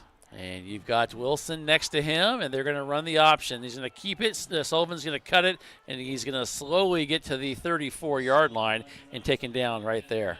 Well, 5 yards on the play. Looked like he wanted to run left initially and then saw kind of that right side of the offensive line cave in the defensive front of Sherwood and took what he could get, Brian, on the play. It's a nice job by him to not force anything but take the 5 yards and bring up third and a short 4? Third and between 4 and 5 is what I'm going to say. Yeah, we'll call it that. So that's a long 4, short 5. All righty, let's see what the offensive line can do to try to create an opening. And like you said, Jeff, with the wind, they probably aren't going to throw it too much going this direction. Oh, and we've got a flag. Could be a first down. Cause the offensive lineman to move. Let's see here. Yeah, we want the first down. There you go. Nice. All righty. We'll take the cheap first down. We'll take it. Lowered the boom right there, and they're going to get a first down. Not many first downs here tonight. Fourth? Yep. Okay. As they are at the 39-yard line. Not many for Sherwood. Well, I guess they have a few. A lot of theirs have been touchdowns. You know what's interesting to me is the ball was on the 34 or the 35-yard line, and they just moved it 4 yards. But, at least I think it was. All right. Well, Donahue's going to get the handoff nice here. Nice run. He's going to keep pounding, turning, twisting, and finally, there he goes. Finally gets taken down. The ball is blown dead, though, Jeff. One official's at the 44. The other is at the 47. Huh. Let's give him to the 47, people. Thank you. All righty. And they are going to move it to the 47. That's 8-yard game there by Donahue. Yeah, it was good. And that turning and twisting really helped him get that. It did. Here we go with 8:35 and counting. As you've got Donahue in the backfield still for the Grizzlies. Sullivan, shotgun formation. And he's going to hand off to Donahue. He's going to go right up the middle. He's going to come back out. Nothing there. He's going to be hit twice and maybe a third time. And here comes a flag flying in from the back judge. And they are going to say he gets into Bowman territory to the 49. But let's see what the flag's all about. If that's a hold called by the official 35 yards away from the line of scrimmage, that's not my favorite call ever. That's all I'm going to say. But, man, Donahue is running with grit and determination tonight, Brian. He's getting hit, and he keeps those legs turning and moving forward. Hey, you've got some guys on the line. You got Fairbank there, of course, is helping open up the line. Kiloka Sparks as well. We've got a personal foul face mask coming in against the Bowman. So we'll give the 4-yard run to McMinnville, and then 15 yards on top of that. So they'll take that. That's a way to move the ball down the field. Now, I'm going to say something really weird here, Jeff. Sure. Believe it or not. The score is 35-6 Sherwood. Yeah. But they really haven't dominated. I mean, they've allowed McMinnville to do some things tonight. They have. They've already given up 175 yards to McMinnville. Now, flip that. Sherwood has 350 yards of offense. I didn't hear that. But we still have a flag back at the 45-yard line, don't we? So, yeah, because the official that's 35 yards away from the line of scrimmage didn't pick it up. And now he's just realizing it, I think. But that's okay. It's Sullivan. He's going to drop back and he's going to throw it. It's incomplete. Overthrew his intended receiver, and that was Matlack. Kind of looked like wide receiver and quarterback were not exactly on the same playbook there. As I don't think that official realizes that flag is still sitting back there. Well, at least we can say there's a flag in every play now. I mean, there you go. Maybe not. You didn't even hear what I said. I did. A flag on every play? Yes. That's what we've had the last two plays. It seems like it. No matter what, we're going to have it now at every play until he picks it up. Yeah. I wonder how long it'll be till he realizes it. We'll see. He'll have to throw his cap. There's going to be a keeper. Go. Sullivan's going to roll around the right side. It's across the 10, and he's going to be hit as he flies his way down near the 5. They're going to mark him at the 6-yard line. Beautiful 28-yard keeper that time, and that was the option play, Brian. He held it in the breadbasket of Donahue for a long time and then pulled it because there was nobody home on the right side of the field. As oh, there they got it. There he goes to the 40, the 45, the 50, the 45, and there's a flag on the play. Yeah, that's funny. That's funny stuff. Touchdown, he just referee. He just ran 100 yards, basically, to pick up his flag. That's funny. This is a big series here for McMinnville. I'd like to see him punch it in here, Brian. All righty, Sullivan shotgun formation. Donahue the lone back. High snap, but Sullivan's going to keep it. Going to roll around the right side, and he's going to try to jump over a guy, and he gets down to about the 3-yard line. Makes me nervous, though, Brian, when he's out there running the ball. Just don't want him to get hurt because he is you kind of Mr. Everything. Him and Donahue and Wilson right now are the three big fellas that are carrying a bulk of the plays for McMinnville. We're down to 7 minutes to go in the second quarter. 35-6 is our score. Sullivan, Carnahan in the backfield. Sullivan's going to keep it. He's going to roll around the right side, and he's going to lumber into the end zone. And touchdown, Grizzlies. Kane Sullivan, 2-yard run for the score.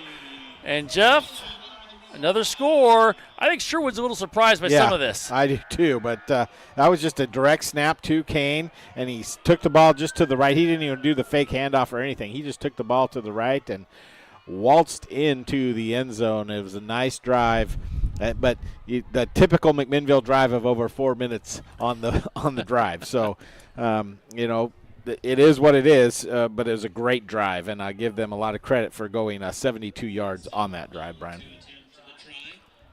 Wilson on to kick the extra point with 6:49 to go.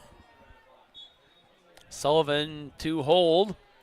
Here's the snap. It's good. The kick is up, and the kick is good as well. And just like that, Jeff, it's now 35-13. Add some more points on the scoreboard, and we're going to go ahead and take a break. Sherwood still leads, though, on top of McMinnville. We'll be back here on AM 1260 KLYC and YamHillToday.com. McMinnville Les Schwab is a proud sponsor of Grizzly football on Yamhill Today. When you shop at Les Schwab, they promise you the best tire value. This means you get free peace of mind protection and free lifetime tire and mileage care included in your purchase. McMinnville Les Schwab. They want to be the neighbor down the street you know and trust. We thank McMinnville Les Schwab for their support of McMinnville Grizzly football. Hello everyone, I'm Jacob Fairbank. I'm our offensive lineman for McMinnville Grizzlies. When I shop for Costco items, there's only one store for me. It's that Big Box Returns. I shop there, and so should you.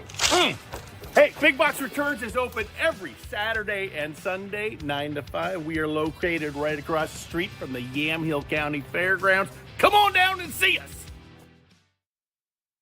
And welcome back here. Brian Erickson and Jeff Ivey as we're back here on AM 1260 KLYC McMinnville and YamHillToday.com. And here we go, Jeff. Wilson on to kick. The kick, and we've got flags. Offsides on the kickoff. There was just too much going on right by the line of scrimmage, Brian, where the ball was placed. Did not call offsides on McMinnville, so they're going to re-kick that one. I'll move it on back. And we've talked about the defenses haven't really showed up here tonight. No. 35 points for Sherwood, 13 for McMinnville. Not the game we expected. No, not the game we expected at all. And McMinnville has done a good job of taking advantage of some of the scoring opportunities that they've had, Brian. They've kind of had self-inflicted growing pains in this game of a couple turnovers, which have given extra possessions to Sherwood. Yeah, and Sherwood, you don't want to do that to them because it's too much because they'll take advantage of it every single time. As we get ready here to try the kickoff once again. Wilson will put a foot into the ball as they have somebody back to receive at about the 8-yard line. And it's going to be a squib kick, and it'll be taken at about the 13. Go across the right side, breaks one tackle. There's the flag come flying in. Still on his feet, breaking tackles across midfield, and then into Grizzly territory, and they can't get him down. And pushing, fighting into the end zone, touchdown Sherwood. But we have a flag way back at the 35-yard line. Yeah, this one's coming back with the block in the back. But, wow, what athleticism down the far sideline by that kick returner, I'll tell you that. Is the hold there at the 35 going to give Sherwood the ball at the 25? Not sure they needed that hold. No, they didn't. Look where the flag is on the near sideline. You throw the flag where it happened or in the area of where it happened. Right. That play went all the way down the far sideline. Fortunately for us, though, it brings it all the way back. Ball's back, a touchdown. As they are going to mark it. As the Grizzlies are tired from running down there. You got a lot of guys playing both ways, of course. Yep. For McMinnville and actually for Sherwood too here on this. They didn't travel a lot of players. They did not, which is surprising to me a little bit, but they got a nice crowd over there tonight. The student section all filled in on the far side. And they will mark the ball at the 25-yard line. 6:32 to go here in the second quarter. It is 35-13. Be nice for a big stop here. Big stop and a turnover. How about a turnover? All right, I'll take that as two. Yeah. Got to be careful. Medina is in the backfield. He has been pretty effective here tonight. There's going to be a handoff. No, not to Medina. And Medina's going to be your blocker. And going forward, breaks a tackle. And he's going to get into Grizzly territory and a little bit more. And he'll be thrown down at the 30-yard line. What a run. No flags on the field.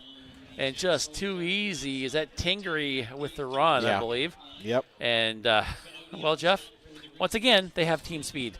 Yes, and Tingery has speed as well. Yes, they do. And, boy, he quickly flipped the field position, didn't he? Yes, he did. 43 yards on that carry. One guy from breaking into the end zone, really, as they come back here with 6:19 to go. And let's see, look for Medina now in the backfield. And they're going to hand it to Tingery. They're going to reward him, and he's going to be almost taken down. Breaks through and still on his feet. He's going to get a couple yards to the 30-yard line. And really, Jeff, Tingy is going to get about 2 yards after all said and done. Good defense there, Brian, to not let go of the leg once they got a hold of it and pulled him down. I'll tell you, Jeff, one thing I liked seeing is Bradley Fish down here snapping the ball to Sullivan. Yeah. And practicing that snap and getting that down, because that has been interesting, to say the least, for the last few games. Yep. 2nd down and 8 with 5:43 and counting. Bowman with the ball and the lead, 35-13, and they're going to throw it and then drop him back. Looking. Bell throws it. Throws as a receiver right here. Caught inside the 10. 5, touchdown. Too easy. He lost his man. And, Jeff. Willetich. Was that Willetich? Yep. He lost his man with that route he ran, came over here, and everybody else was on theirs, and they kind of made a bubble there. Yep. And he just kind of ran into the end zone after making the catch. Yep, second touchdown pass of the night. Second touchdown pass of the night for Jackson Bell. And that a 30-yard pass play, Brian. Just a little bit too easy right now. Zalman is on to kick the extra point, and he misses it. His foot must be getting tired. 41-13 is our score. Sherwood extends their lead. 5:27 to go. And, well, Jeff, we'll keep it right here. Interesting game.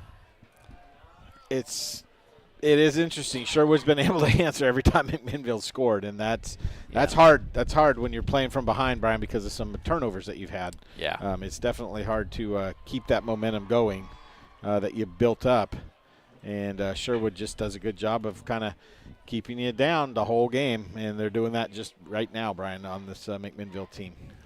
41-13, 5:27 to go, and it's kind of crazy, but I think the most points we've ever seen in a game is probably in the 60s, Probably. maybe 70. I doubt that. Yeah, I think high 50s, low 60s, yeah. And this is a team that has shown they can put some points on the board. 41 points in a quarter and a half, just over a quarter and a half. They're probably going to get at least one more possession this half, I too. would think so. Maybe two. I would hope not, though. But hope not. 424 yards of offense here in the first half. First half with 5:27 to go. Yeah. Wow. All right, here we go. As Zalman is going to kick it. It's going to be a high squib kick, and it's going to bounce to the 24. They got to come up and get it. They do, and nothing there. As Wilson just was stood up with the weird bounce from the ball.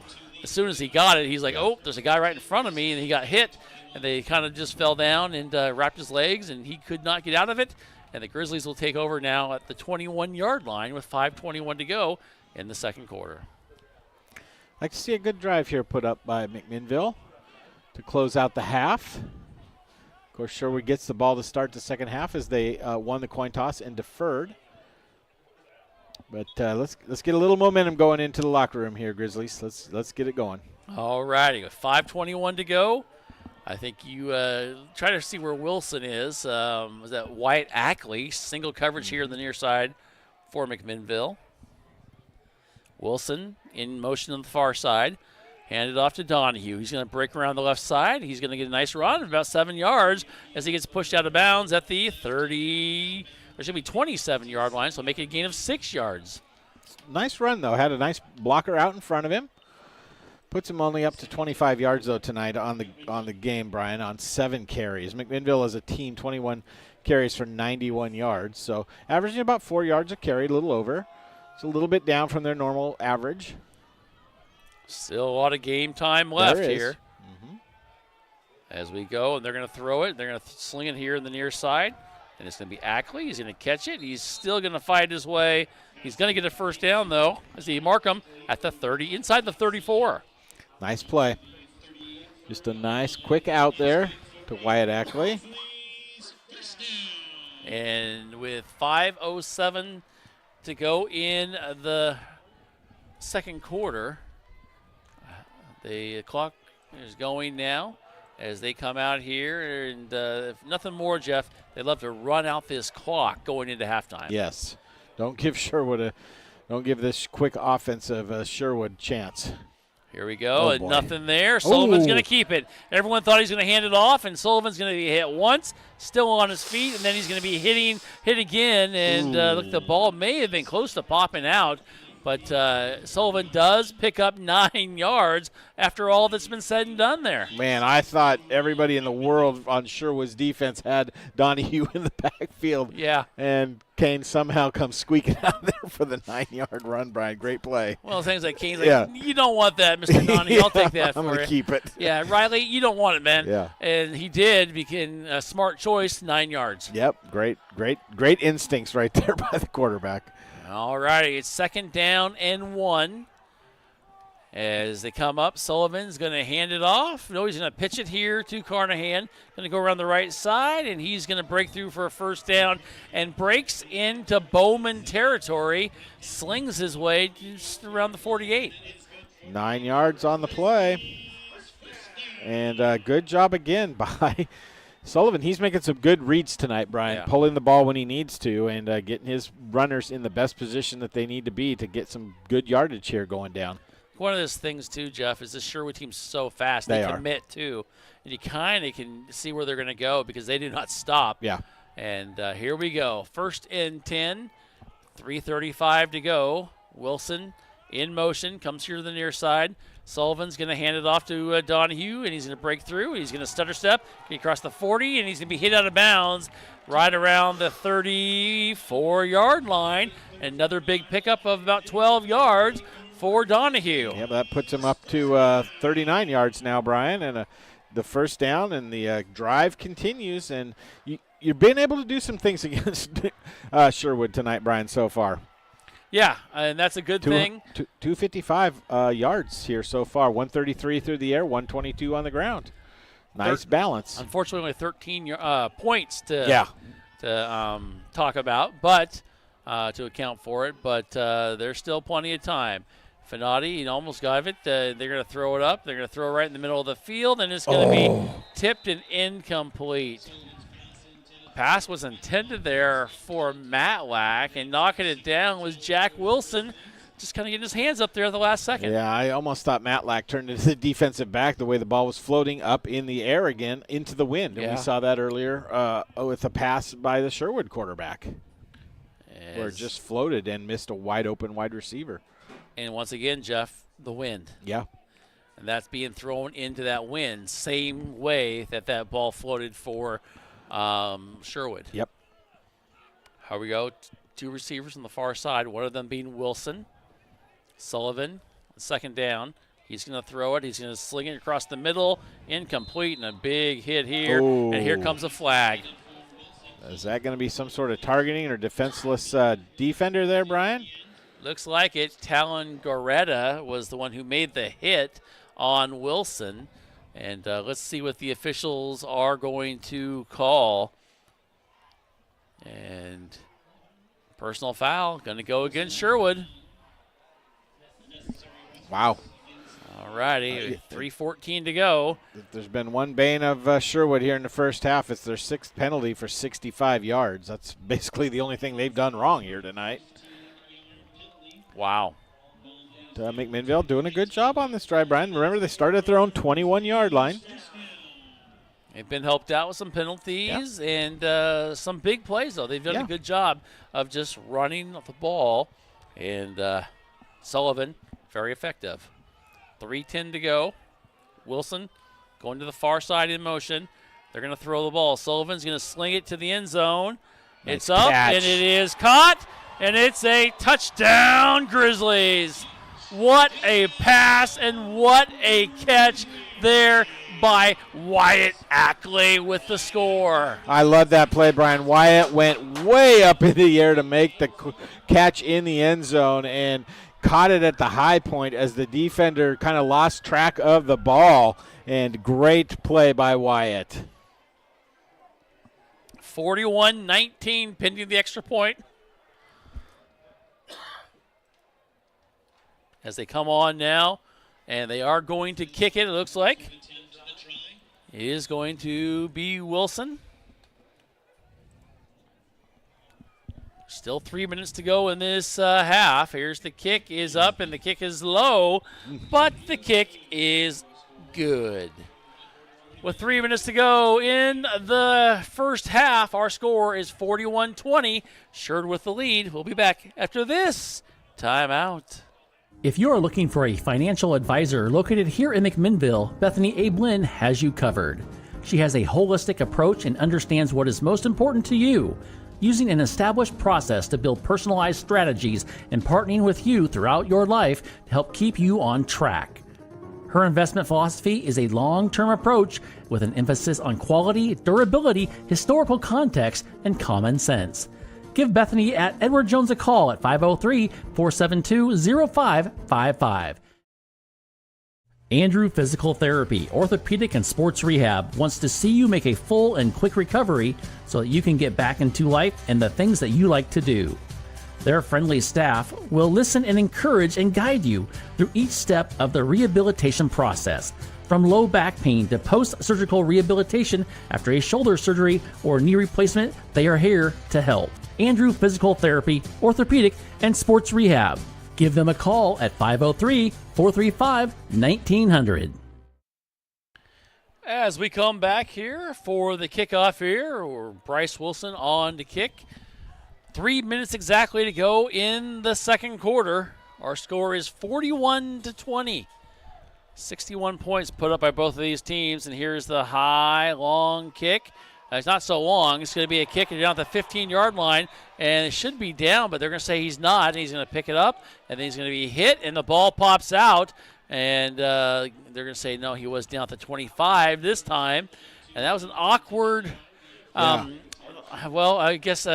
there. And play, because it looks like he was down when he dove for it, didn't have control of it, and gets back up, and still gained another 5, 6, 7 yards after that. And they finally mark him down to 25. Thing is, Brian, Sherwood has not had the ball any less than the shortest drive they've had is 1 minute and 56 seconds. There's 2:48 left on the clock, so it makes me a little nervous here. Makes me a lot nervous, Jeff. Come on now. I'm not going to lie. Here we go. 2:48 to go. 2 receivers here on the near side. Hand off to Medina, and he's going to fight his way, still on his feet, and he fights his way for a pickup about 4 yards as a flag comes flying in late. Yeah, I wonder if that's going to be either holding or a face mask. I'm not sure which, but it's thrown in the area that you would typically see a hold. Yep, got a holding there. Here's a score for you with 4:37 left to go in the fourth quarter. The Ducks all over Purdue, 35-0. So there we go, 35-0. As you say, Purdue in this case as well. Yes. So I think the Ducks are doing what they had to do. We have our correspondent, Jackie. They're keeping track on that game for us. So thank you, Jackie. She is? Oh, yeah. I know. Shocking, huh? Shocking. All righty. 2:36 to go. They move the ball back after the penalty, Jeff. It's going to be 1st and 20, but I think it's the least of their worries here. Sherwood, they're going to try to go for more than that. So the clock is running, and it's going to be a double handoff or just a little counter handoff. Here comes Medina. He breaks one tackle, gets across the 40. He's got to catch him. You're not going to. He's going to go across the midfield, and he's going to get into the end zone. Too quick, just like we talked about, Jeff. Wow. 85 yards on that touchdown run, Brian. This reminds me of Colt Lyerla. Yeah, yeah. I mean, the way he breaks through and just is gone. Like, gone. Yeah, it's so quick. I mean, I hate to tell you this, but the camera, I'm having a hard time keeping up with him. He's so quick. Let's see. And if you don't know, Colt Lyerla, the former Duck, and played at Hillsborough High School. Yes. And was this type of player. You're right, Jeff. 234 yards, 4 touchdowns. Guess how many carries for that 234 yards, Brian? Just guess.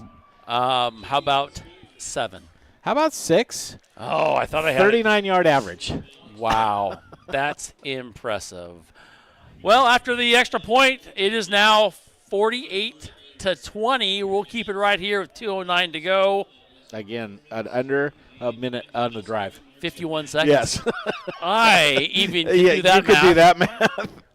Yes, even I can. Holy cow. I had to use Google, though. It's okay. Do you need more ink, more I more might lead? need more paper. Okay, more paper. I need a bigger spreadsheet, Something. a larger monitor. I mean, I think the spreadsheet's okay. Okay. As long as we get this, like, some back. Well, he's only carried the ball 6 times. Usually if you get 234 yards, you're like at 20 or 30 carries, and I'm at the end of my numbering. Yeah. 6. Now, I'm going to say, I'm going to tell you something here in a second. All right. Still with 2:09 to go. Yes. They've got 3 timeouts left. Yes, they do. Just saying. You didn't need to say that. Okay. All right. All right. Here we go. Our score is 48-20, and Zalman, his foot's got to be getting tired.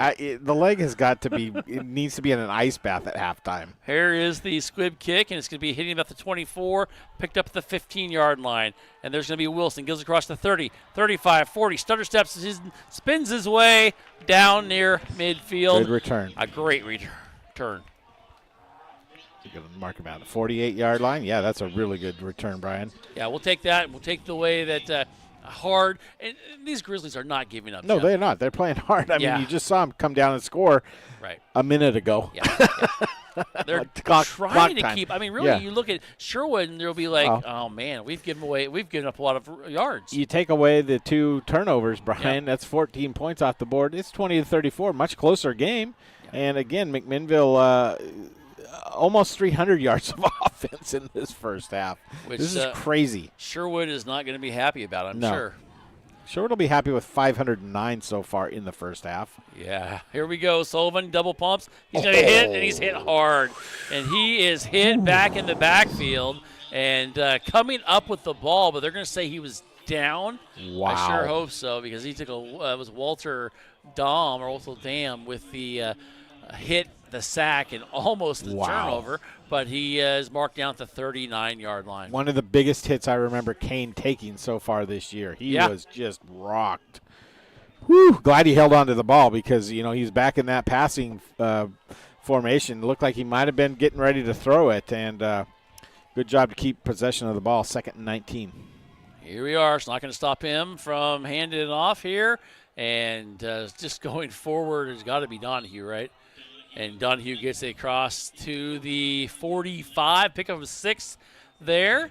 And we're getting close to the 1 minute mark here in the second quarter. A little surprised Sherwood isn't taking a timeout here, to be honest with you. 3rd and 10. Well, I think, Jeff, 48 points. Yeah. You're going to get the ball to start second half. True. I think they're happy where they're at right now. And I am kind of surprised because they are a quick hit offense, really quick. Here's a handoff. Going to go, no, it's going to be a pitch here. And it's going to go across the 50-yard line and get it near the 43-yard line is Donahue. And, well, it's going to be not near enough. He had to get inside the 43, closer to the 42. Darn it, missed it by a yard, and you're probably going to go for it here. There goes another football of the balloon style. Balloon style. Yep. This is a big play here, in my opinion. If you can get a first down, you still got 3 timeouts left. You could use them diligently, and you might be able to get some more points, Brian. Big thing is, though, is can you get that first down? Yeah. It is 4th and 1. Grizzlies are going to go for it. Sullivan shotgun formation. He's going to run to the right side. He's going to get the first down a little bit more. Gets down near the 36-yard line and getting a hopped out of bounds. And he does get a first down, and that was a nice job. Nice job by the offensive line allowing him to do that. Yeah, and then they brought Carnahan in motion out to this near side, Brian, and he was an extra blocker on this side with the other 2 wide receivers. 29 seconds, the clock stopped. Hey, just an FYI, there will be a 5th game in the WNBA Finals on Sunday. So that is their final game. They play a best of 5, which means Minnesota won tonight. Here we go. 1st and 10, 29 seconds to go. Sullivan's looking here to the right side. He throws to the right side, and it is incomplete. And almost worse happened there as Wallachek was there on defense. Down to 24 seconds now in the quarter. And if you've just joined us, yes, our score is 48-20. And yes, we are still in the second quarter. Kane, you remember kind of the first part of the year, I said for McMinnville to be really successful, he's got to be at the 50 to 60% passing percentage, Brian, in each game. Well, right now he's 5 of 11 for 45%, so just under kind of that threshold that I thought that McMinnville would need him to do. Well, he's going to keep it and run, and he's going to get hit, and he's going to get maybe a half a yard as he's going to go there, and there's going to be a timeout by McMinnville. Interesting call there with 15 seconds to go. Yep. But they do have a timeout now. They have all 3 of them now. They're down to 2. We'll keep it right here. 15 seconds left in the second quarter. 48-20 is our score. Final from Purdue, 35-0. 35-0. Must have played a lot of backups in that game, I'm guessing. Yeah. Well, you don't bring a lot, do you? I don't know. On a travel, do you take like 60? Is that what it is? Well, the Big 10 now, I mean, what do you do? I mean, do you take less or more? Or I don't know what matter. their travel. Yeah, I don't know what their travel. Anyways, but how about your Yankees though? You got a score on them? I haven't even checked. I haven't even. You okay? Haven't. I'm not. You got I'm a fever? Not. You got. I do. How about if I look? Still long-term COVID or something. How about if I look? Let's see if that's on the. Jackie did remind us that Thriller is happening still. I hope at, so. Halftime. So. Okay, your New York Yankees are up 8-6, top of the ninth. Top of the ninth. All right. 1 on or 2 on, 1 out. See, there you go. Go Yanks. Asking you, shall we say, who won the Mets game? Because the Mets were up. The Mets won 12-6. All right, so. we've got our game to worry about. I know. Now. 15 seconds well, to go. We're done with the timeout now. In the second quarter, That's we got a whole half coming up too. And it's 48-20. Here we go. Sullivan's going to throw it. He's going to look. He's going to throw here on the near side. Here's the receiver. It is caught, and also a huge hit laid on Donahue. And it's going to be, is that Wallachek? It is. It's going to be a first down for the Grizzlies. Down to 6 seconds, and this allows them now, Jeff, to maybe have an opportunity to put something up. Timeout. As they do call a timeout. And if you're McMinnville, ball at the 23-yard line. I'm guessing you're going to try to go to the air. But Yep. remember, they're throwing into the wind Yep. because you're not going to do a field goal here Right. because of that wind. Well, that play was effective because Kane kind of threw it on a rope right there. Didn't get it way up into the air. It was more down to the receiver's level all the way through. And it was a nice job of hanging on to the ball with the big hit coming from behind. Right. And tried to get out of bounds, but you had 2 timeouts, and the clock was going to stop with the first down. So it was a good play right there by McMinnville to use the clock. Let's see if they can put some points up here, Brian, and make Sherwood think about it in the second half of the ball game. 303 yards already for McMinnville. His officials coming over here to the near side for something. Trying to put 8 seconds, I think, is what I heard him saying. I don't know if that's 8 seconds, though. I'm going to be quite honest with you. Yeah. That's how it started, too. As they get back, here we go. Sullivan's going to go. He's going to be flushed out. Now he's going to run with it. You got to get down. Stutter step. Yep. And he's going to be hit. And he's not going to get down. That will end the quarter as he gets to the 11-yard line. And we have a player down on the far sideline. Not sure who it's for. It's for McMinnville, as they're going over there to look at him. I don't know if the McMinnville staff knows that they do now, as they're running over there. As we are here at halftime. Kind of a weird ending to that half, though, but this game has been weird all around. It has been. As our score is 48-20, and yes, folks, we are just at halftime. What a weird game, Jeff. Take a breath. Yeah, it's one of those games you're definitely going to take that breath and talk about it. So if you're McMinnville, you have lots to do. You have some stuff to figure out defensively, and those 2 turnovers really take one of those scores off. At least one. Interesting game. Yeah, at least one. Brian is, young guy out there making plays, playing under the Friday Night Lights, and it can, it can be tough. And but then again, you got to see how he responds. He's been back in the game playing, and that's good to see. But I believe that's Bryce Wilson over there, and if that's not serious, but he's walking off. But if that's injury that's going to keep him out of the second half, that is not what you need to see for McMinnville, because he had a big first half, only 2 receptions, I believe, for 122 yards and a touchdown. So he's that speed barrier guy that can get down the field and open up things and make plays. He's your kicker. He's a punter sometimes, so he's an important part in this cog that is McMinnville football. You are correct. He does come off, and we are here at halftime. Our score at halftime is 48-20. The Bowmen, they have the lead, and, it'll be an interesting second half as the Bowmen will get the ball to start the second half as well. Don't go away. We are here from McMinnville High School. It's now time for the halftime show here on AM 1260 KLYC and YamhillToday.com. Here's a word from Willamette Valley Medical Center. Meeting the needs of not only our team, but our community with kindness and compassion and understanding. We have those moments every day. I think that's probably the coolest part of what I get to do. Treating people with kindness is such an important thing to our hospital. From the moment I show up here to the moment I leave, it is just a collection of big, meaningful moments between the community and staff. If you are looking for a financial advisor located here in McMinnville, Bethany A. Blinn has you covered. She has a holistic approach and understands what is most important to you, using an established process to build personalized strategies and partnering with you throughout your life to help keep you on track. Her investment philosophy is a long-term approach with an emphasis on quality, durability, historical context, and common sense. Give Bethany at Edward Jones a call at 503-472-0555.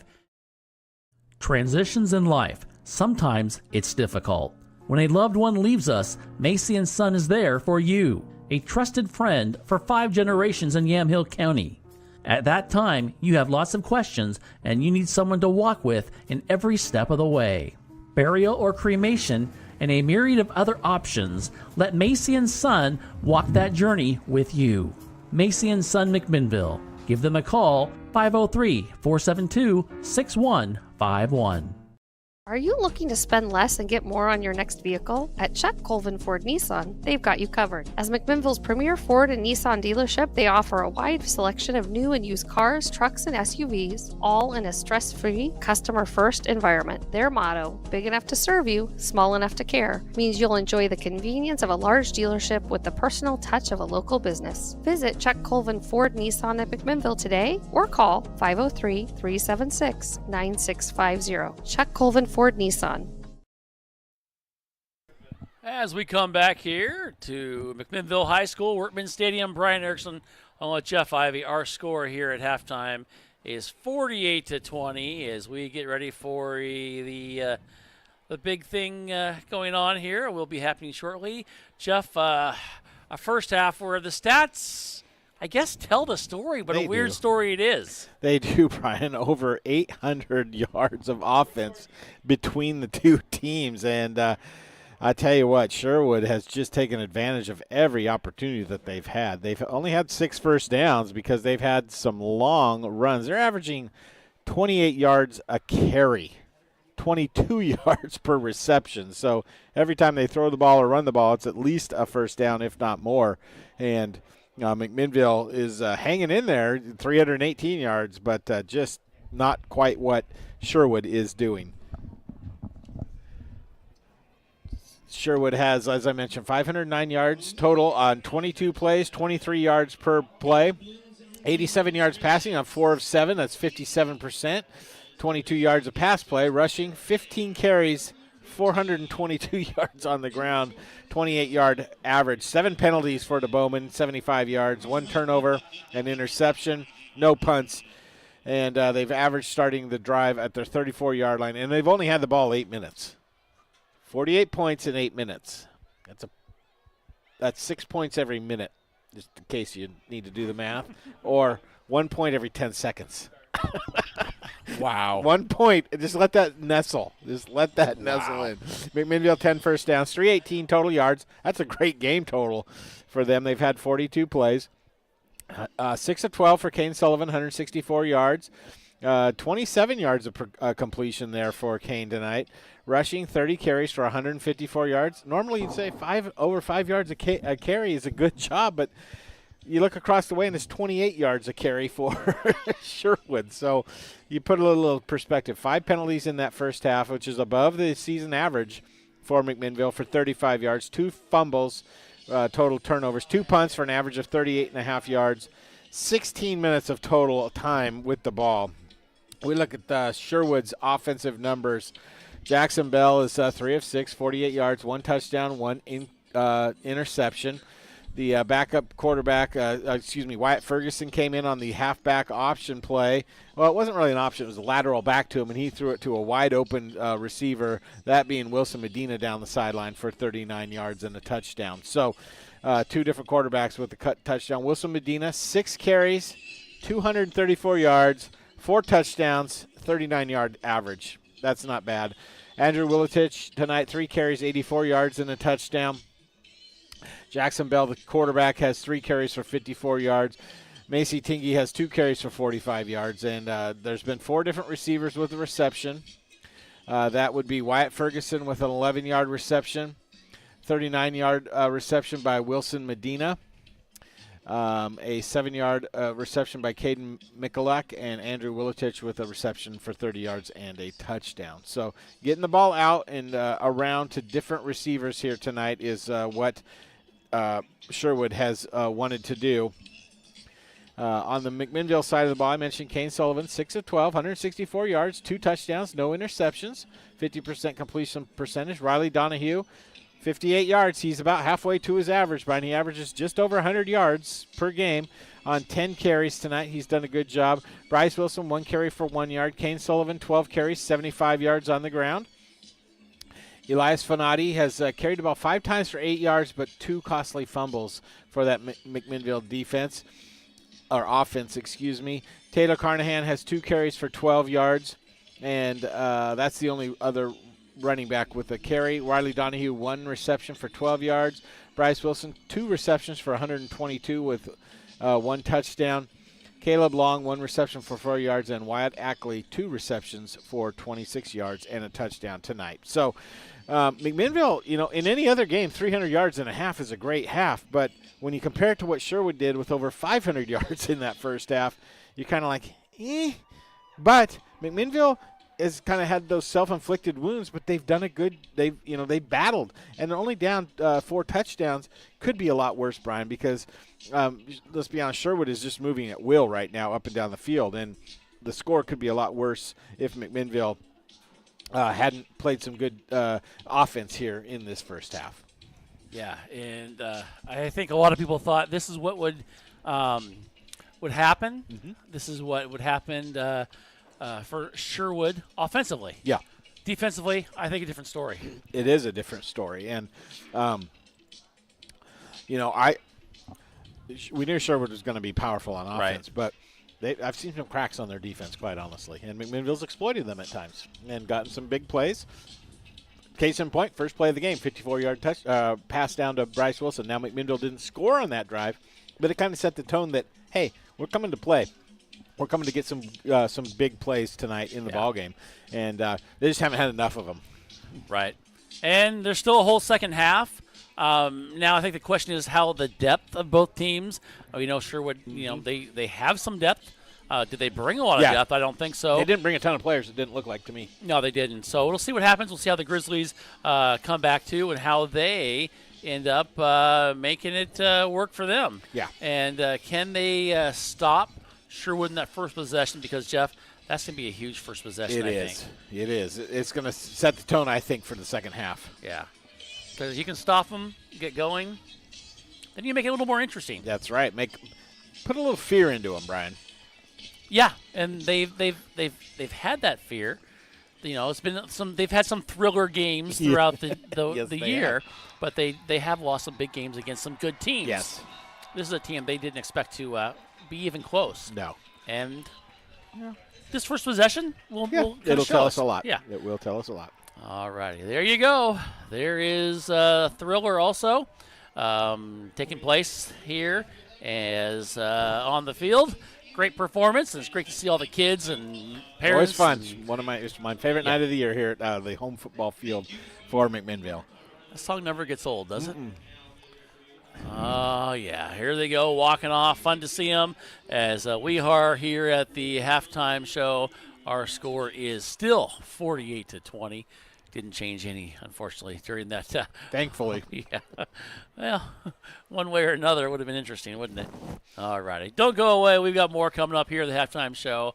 Thought maybe we'd have a full moon for you to show, but I don't see. It must be on the other side of the building. Or the clouds. Or the clouds or rain or something. Tomorrow's supposed to be a nice high of like 70 degrees, so we'll enjoy that as well. Don't go away. We'll talk more. We'll talk Oregon Duck football. We'll talk Oregon State football. We'll even talk maybe some more high school football as well. We might even give a shout-out to a person or two who's asked for it. All righty. We'll do that as well.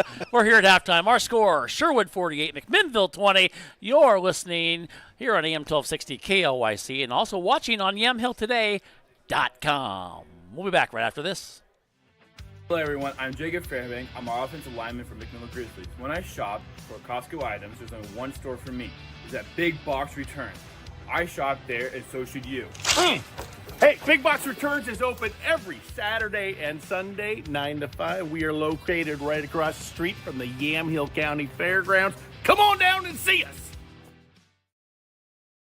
Are you looking to spend less and get more on your next vehicle? At Chuck Colvin Ford Nissan, they've got you covered. As McMinnville's premier Ford and Nissan dealership, they offer a wide selection of new and used cars, trucks, and SUVs, all in a stress-free, customer-first environment. Their motto, big enough to serve you, small enough to care, means you'll enjoy the convenience of a large dealership with the personal touch of a local business. Visit Chuck Colvin Ford Nissan at McMinnville today or call 503-376-9650. Chuck Colvin Ford Nissan. And welcome back here. Brian Ayers along with Jeff Ivey, and our score is 48-20. Sherwood with the lead. We are here at halftime as the Sherwood Bowman football team is making their way onto the field, and Jeff is wrapping up some of his halftime duties over there, and then we will finish up our halftime show here, as we still have about 5 minutes and maybe 6 until we have our kickoff. Got to have a shout-out, Brian. It's time for a shout-out to Megan. Hey, Megan. And maybe Derek might be listening. I'm not sure. But Megan.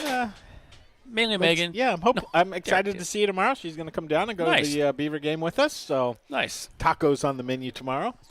Tacos. Nice. Yeah, I don't think we've done tacos in a long time, have we? It's been a long time, if ever. Yeah. So that'll be fun.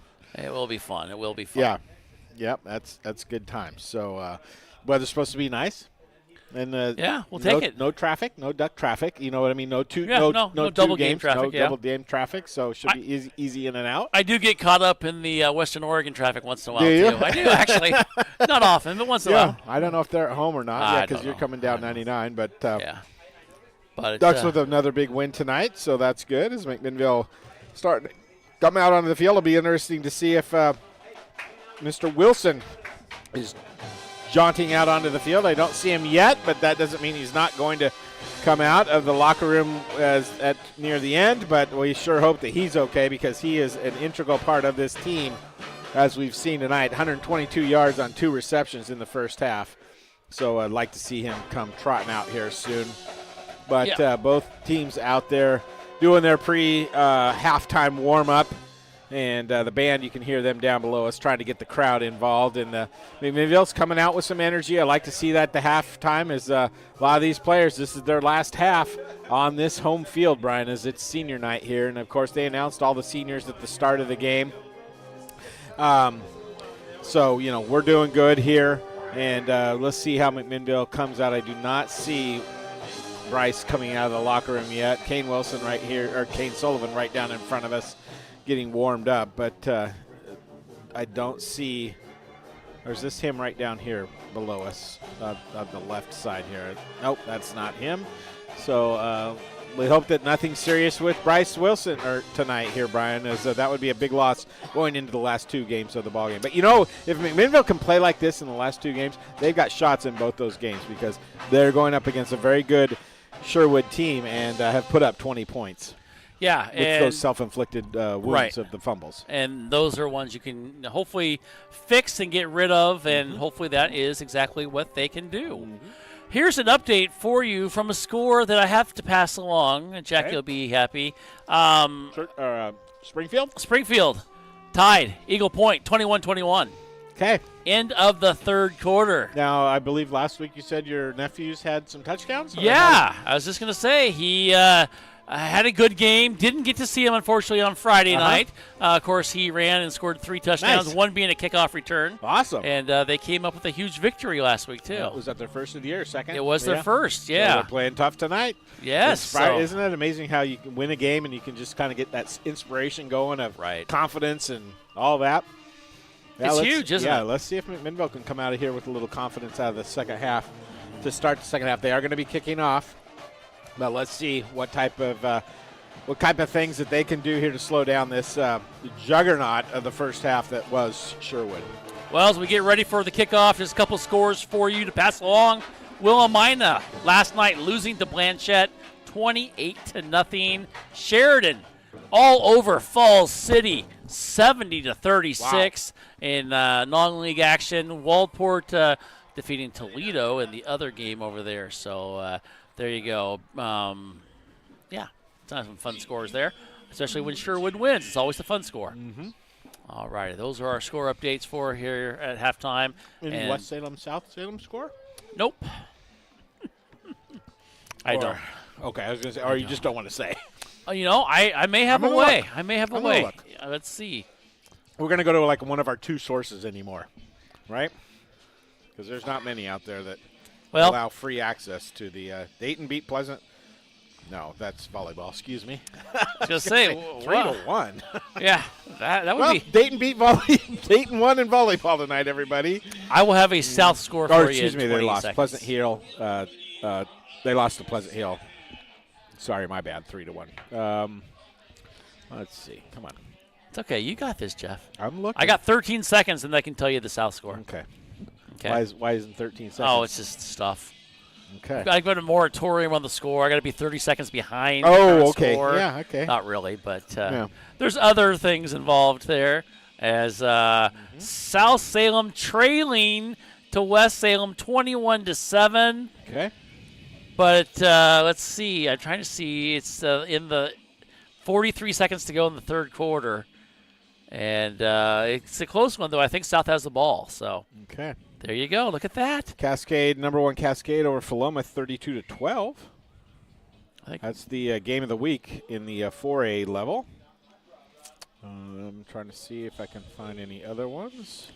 Our score Jervis up 50-0. Our score here 48-20, a 28-point lead. So love to see the Grizzlies step up defensively, but if you're Sherwood, you're kind of got a little incentive, Jeff, right? Yes. Because you get up by 35. You do. And that's what they want to try to do. Yep, and that's what they want to do. That's what they're running clock. Hey, here's a little bit of a surprise. If I go ahead, though. The important score, Yankees win. Yankees win 8-6. Okay. A little bit of a head scratcher here. Mountainside leads Jesuit 44-21 in the third quarter. What? Huh. Twitter's reporting it, so it's got to be 100% true, right? It's got to be true. Everything on there is true. Everything. Yeah, that's Centennial 30, Putnam 13. Okay, we're getting a few scores. There you go. West Salem 17-7 over whoever they're playing. Who? West Lynn. West Lynn, huh? Wow, I thought it was sure like 70-7. Lake Oswego, they're playing. All right, well, So that's a big good. one. All right, we're about ready for the second half kickoff. Ooh, as we get ready, and Jeff has had a break now. Yep, because go ahead. I was going to say Sprague down to Grants Pass. They're on the road, 28-14. As Dick was asking if you had a Sprague score, he was really interested because of you. He's now a Sprague Olympian Is fan. he? Okay. Yes, he has. All right, Dick. That's good. And because Sprague beat South in, let's see, soccer, I guess, 2-1. And here's the kick, taken across the 20, the 25-30, still on his feet, and may have got to the 35-yard line. That's where they're saying that he got. And a decent run back there for the Bowman. Sprague beat South 2-1 today in soccer. Men's or women's? Boys. Boys. When's the last time that happened? I don't know. Jeff, there's a lot going on. We need to have a discussion. Oh, boy. Yeah. It's been a rough year. You want me to pack up now? Or No. It's been a long year. Long year. Whoa, as we have a wind gust.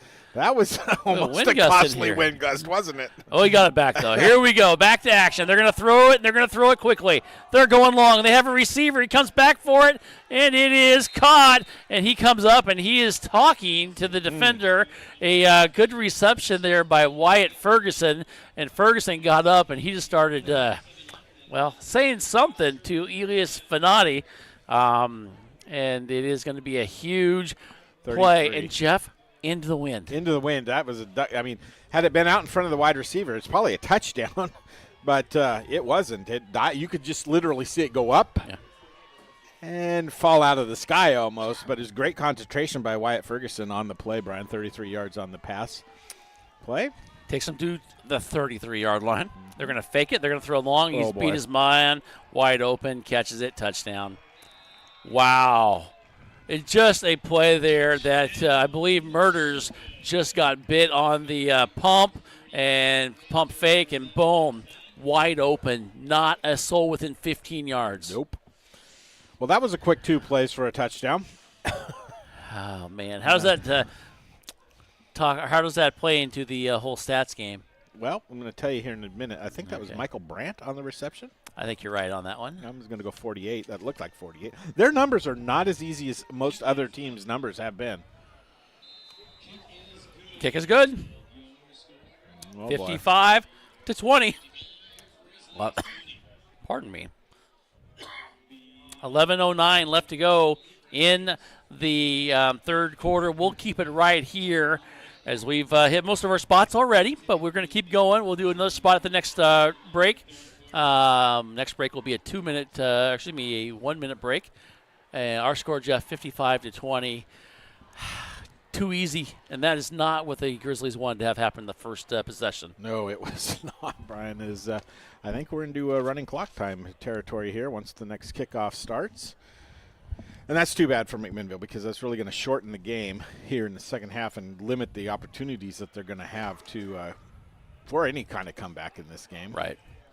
But again, another short drive for Sherwood. That's going to be 51 seconds on that drive. Wow. I mean, they've had the ball now 9 minutes of the game. Not even 9. 8 minutes and 47 seconds. Wow. It's just it's not a lot. Efficient is what that is. Efficient. A good word for it. And efficient has been the tone of the night for this Sherwood team as they do lead by 35 now. 55-20. 11:09 to go. As we come here for the kickoff. Zollman puts a foot into it, and it's going to be another squib, and it's going to take a bounce back inside the 10-yard line. Still playing with the ball, is picking up and get across the 25, and I believe that's Ackley, and he does run it. He does to about the 21-yard line. And the running clock, Jeff, it is going. Is in effect. Yep. So that's going to really hinder McMinnville's chances of getting back in this football game, Brian. But I'll tell you what, wow. That was just quick strikes tonight by Sherwood. Quick strikes. And that's just too bad at this point. All righty, as they come out here. I'd like to see him get some points here. Yeah, I agree. I'm just trying to get Something some momentum. positive. You still have 2 games to go after this, You too. do. And winnable games, to be honest with you. Here is the handoff. Going to go here on the near side and going to be punched down. Maybe Carnahan got out of bounds or stepped out about the 23-yard line. As we're under 10 minutes to go here in the third quarter.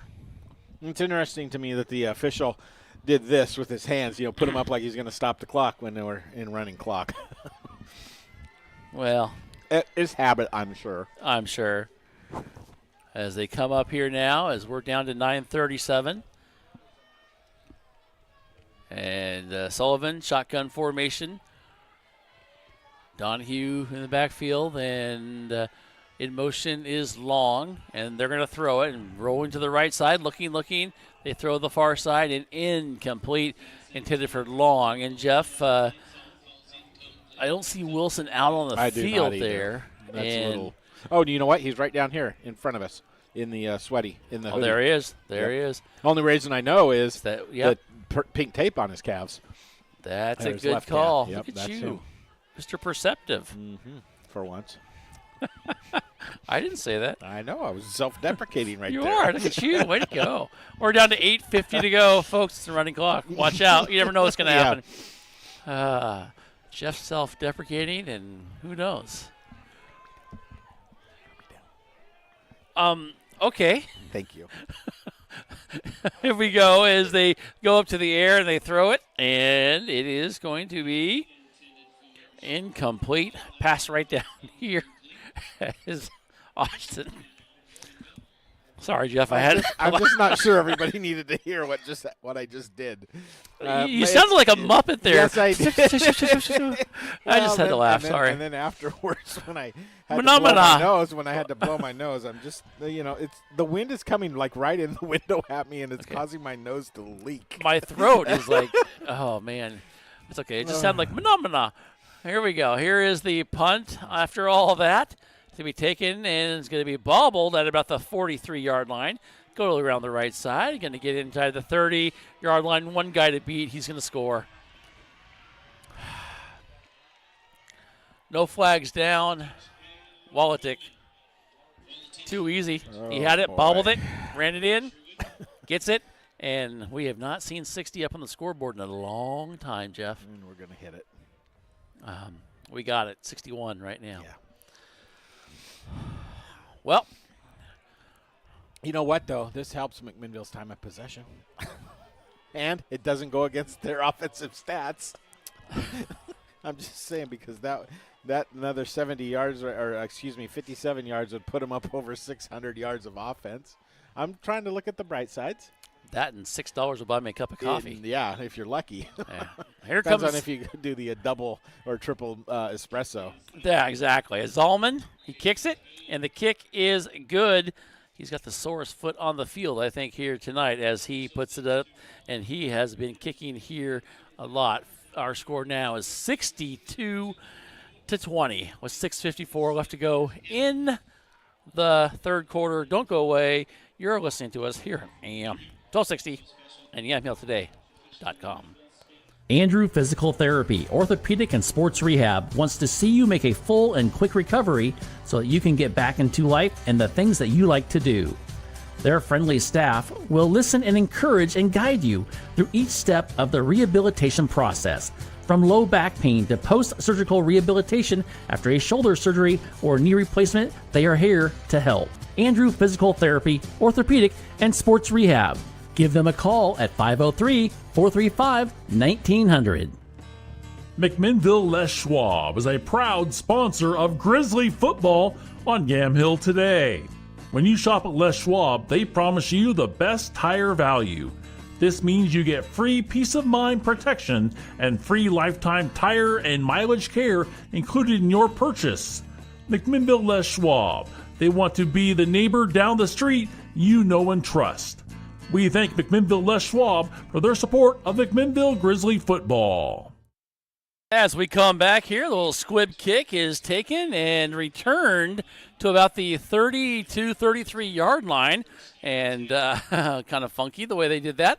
But that's where the Grizzlies will take it here with 6:20 to go and counting as we are in a running clock here from Wortman Stadium.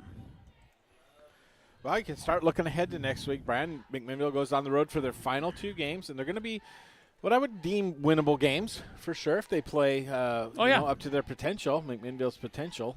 And, you know, after tonight's loss, it's going to be tough to make the playoffs, but you got to say you got an outside chance with a win next week if some other dominoes fall into play. That is correct. Here's the handoff. Carnahan's going to get it. He's going to cut it up across the 40, the 45, 50. He's still on his feet. He's going to break through. Yes, it is a great cutback. He's still cutting. He's going back. He's going to go forward, and a nice run there by Carnahan as he gets down near the 28-yard line. And it looks like he's out of breath. But you know what? That's great. That's great to see from Carnahan, Brian, because, as you know, Kane Sullivan and Riley Donahue, both seniors. Taylor Carnahan, just a sophomore. Good to see. Good size, too, as a sophomore. He's tall, and he's the thunder of the Thunder and Lightning we talk about this year. 39 yards on that play for McMinnville. 1st and 10, ball sent at the 28-yard line. Down to 5 minutes to play in the third quarter. It is 62-20 right now. Shotgun formation, Sullivan. He's going to hand it off. Going to go right up the middle, and it's going to be Donahue breaking one tackle. Goes high. He's going to get it into the end zone. Touchdown, Riley Donahue. 28-yard run on the right side. Great job of patience and using the blocks, setting the blocks up on the far side of the field to scamper into the far corner, Brian. Great play by Riley Donahue. That was exactly what you wanted there, and a nice answer by the Grizzlies. As Donahue, kind of when he first got the ball, kind of jumped through the hole, kind of put his hand up like he was signaling something, but he did a good job and just ran it into the end zone. As we do have a new kicker. Let's try to get the name on that. That is Gabe Thiering. Number 27, a junior in there, and he comes in and kicks it straight on through. So nice job by Gabe to come in with Wilson being hurt in that end of the first half. As Gabe will also, he looks probably doing the kick as well as we come back here. And as we did say that Bryce is on the sideline. And 4:02 as the clock does stop now on a kickoff. For the kickoff here. Our score is 62-27. One of the weirder scores we've seen in a long time, Is it Jeff. Scorigami? Yeah, it might be. As we'll have to go do some research on that. Something we can do this week. As now they're trying to figure out who's going to be out there on the kick team. As they're getting ready for that. Interesting to see how they'll come out here now defensively, Jeff. Can they make a stop? That's the biggest thing. It's just making stops now in special teams. Uh-huh. This Sherwood team, they've got some guys who can play. They got some They got some dudes, as they say. Yeah, and they do, and they've duded up tonight. They have, and their running back has just been impressive. He hasn't even played in the second half yet, Brian, and I'm not sure we're going to see Wilson Medina play again in this game. And he's, he came in with over 1,000 yards. Well, he's got 234. That's 20% of, another 20% addition to his 1,000. Wow. He's probably up over close to 1,300. Here we go, and here is the kick. It is a good kick. It bounces off the mask of the receiver, but he picks it up, and he comes up, and he's going to stutter step, and he's going to fall down near the 18-yard line. That was a little wacky. That was funny. Looked like it doinked right off his face mask, didn't it? Maybe the wind affected it. Yeah. It was kind of knuckling down there, so wind definitely could have affected it. We're going to have some new players in here for Sherwood. I think they're going to their bench, Brian. Those are smaller offensive linemen. Junior's not in there, as are the other mountain of a men, and it looks like we got a new quarterback in there. It looks like maybe number. It's either 18 or 19. It is. There 19. is no 19. Yep. So we don't know who that is. Sorry, Mom and Dad. No Name into the game. No Name is under center, and he's going to hand it off over on the left side and just kind of picking his hole and getting about 12 yards. And it's going to be another first down. Jack Wilson on the carry. He had a carry in the first half. He's going to get him 11 yards on the run. So, as we said, No Name is that quarterback, Jeff. Yep. But if you're back at home wondering if that's your son, he's got bushy hair coming out the back of the helmet. Yep. And that might help you there. And but the hand warmer in the front, it looks like. Exactly. But he comes up. He's definitely shorter than Bell was. Yep. And he is going to hand it off. And it's going to be a bunch of handoffs, I think, Jeff, right now here. In this third quarters, we're down to 2:20. Leighton Walter with the carry, and it's probably going to just be simple handoffs, Brent. Nothing tricky or anything like that. No, just kind of get some playing time, and I'm guessing on the other side of the ball too, the Grizzlies will do the same. Yep. As the score is 62-27 here in the third quarter. They're going to probably take as much time as they can. They're trading some guys out over here, and actually bringing in the play. They are going to take as much time trying to see where the back judge is and see if he puts his hand up. They might wait to that. We're down to 1:44 and misdirection, double handoff, and the second handoff caused the guy to fall down, and he does, and it kind of jumps on the ball, and the misdirection was misplayed by everybody, it looks like there. A lot of confusion. Everybody in the background. It looked like the knee of the one running back, I think it was Leighton Walter, where they do that crossing motion, may have come up and hit the thigh of Jack Wilson and put him on the ground. Brian did the tackle by his own guy. He went down pretty quick. He did. That's a tough one as we're down to 1:09 and counting. Longest drive of the game for Sherwood here. Wow. Going to be at 3 minutes here and right now, 3-minute drive so far. And they're going to hand it off. Left side. And just a couple yards, and I think that's 88. Yep. That's Garetta. Yep. Garetta's going to get a few yards as he gets to the 33, gain of about 2.5. And now it's going to bring up fourth down, Jeff. Their first one tonight. Yes, first punt. First punt, and that's going to be a 3-yard gain there. So the averages are coming down, Brian. Yeah. For the old Sherwood team. Not a bad thing. As you've got back to receive for McMinnville's at Schof as well as Fanati, I believe. It's going to be a high and over-end kick, and it's going to take a Sherwood bounce, and then it's going to be down at about the 49-yard line, and that's where the Grizzlies will have it. But that's going to end our third quarter of play. After 3, it's Sherwood 62, McMinnville 27. Don't go away. Here's a word from Willamette Valley Medical Center. Meeting the needs of not only our team, but our community with kindness and compassion and understanding. We have those moments every day.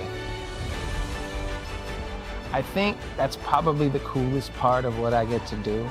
Treating people with kindness is such an important thing to our hospital. From the moment I show up here to the moment I leave, it is just a collection of big, meaningful moments between the community and staff. Transitions in life, Sometimes it's difficult. When a loved one leaves us, Macy & Son is there for you, a trusted friend for 5 generations in Yamhill County. At that time, you have lots of questions and you need someone to walk with in every step of the way. Burial or cremation and a myriad of other options, let Macy & Son walk that journey with you. Macy & Son McMinnville. Give them a call, 503-472-6151. As we come back to action here, and the Grizzlies have the ball as they go and they flip the fields, and they're going to flip the ball here on the near side, and it's going to be tackled as they get about the 3-yard gain there. And that was that Carnahan? It was. Mm-hmm. He's going to pick up about 3 and bring up 2nd down and 7 as we are into the 4th quarter now. 11:38 and counting. Moving clock here. It's like we got maybe a quarterback from McMinnville or 2 warming up down here, Jeff. Yeah, Bazan and can't quite read the other person's number there, but definitely Bazan. We come back here. Here's the handoff. Going to get Donahue. He's going to break 1 tackle. He's going to get into the backfield, and he's still pushing, and he's going to get a 1st down and a lot more as he gets to the 32-yard line. That's going to put him up over 100 yards again, Brian. 102 on 12 carries. So good job for him. He's averaging over 100 yards a game, and he gets it even against a stingy Sherwood team right now. It's good for him. Yeah, it really is, as he does I mean, not that stats are everything, but it's nice to see that. Nice to see that he's able to get it, and it's a nice marker. Here we go. Down to 10:35. Sullivan, 2 receivers here on the near side. He's going to look to the near side. He's going to throw it to the near side. Has a receiver. It is caught and then out of bounds right around the 23-yard line, and that's Caleb Long with the reception. And he's going to be about 9 yards, is what they're going to say. Yep. First completion of the second half for Kane. Now 7 of 15 for 173 yards with 2 touchdowns. So not horrible tonight. Just below that 50% that I'd like to see him at. Yeah. You've got like I said, a stingy defense too. Yeah, you do. We're under 10 minutes to go in the ball game on a running clock. 2 receivers on the far side. Long over there along with Schoaf, and here we go. And it's going to be a pitch over to Donahue, going to roll around the left side. He's going to try to cut the corner, and he's going to be taken down, not before he gets a 1st down, and a little bit more to the 12, 13-yard line. Nice run there, and nice pickup. Really nice run. Just kept those legs moving all the way down the field. And took it wide, knew that, stepping out of bounds isn't going to stop the clock, so don't have to worry about that. They do mark it right at the 12, so 11 yards on the run there again for Donahue. And his average, Brian, is 8.7 yards per carry tonight. Not bad. That is not bad at all. I wouldn't have guessed that high. Me either. But he's only had 1 or 2 negative runs, so. Yeah, that's true. 9-minute mark to go here, and it's going to be Sullivan throwing the ball. He's going to look. He's going to toss it into the end zone, incomplete. And kind of thread the needle there, tried to anyway. And it's going to bring up 2nd down now, 8:47 as we are in a running clock, in case you're wondering. 62-27 is our score. Sherwood with the lead here in the 4th quarter. Definitely a lot of white jerseys where he threw that ball that time.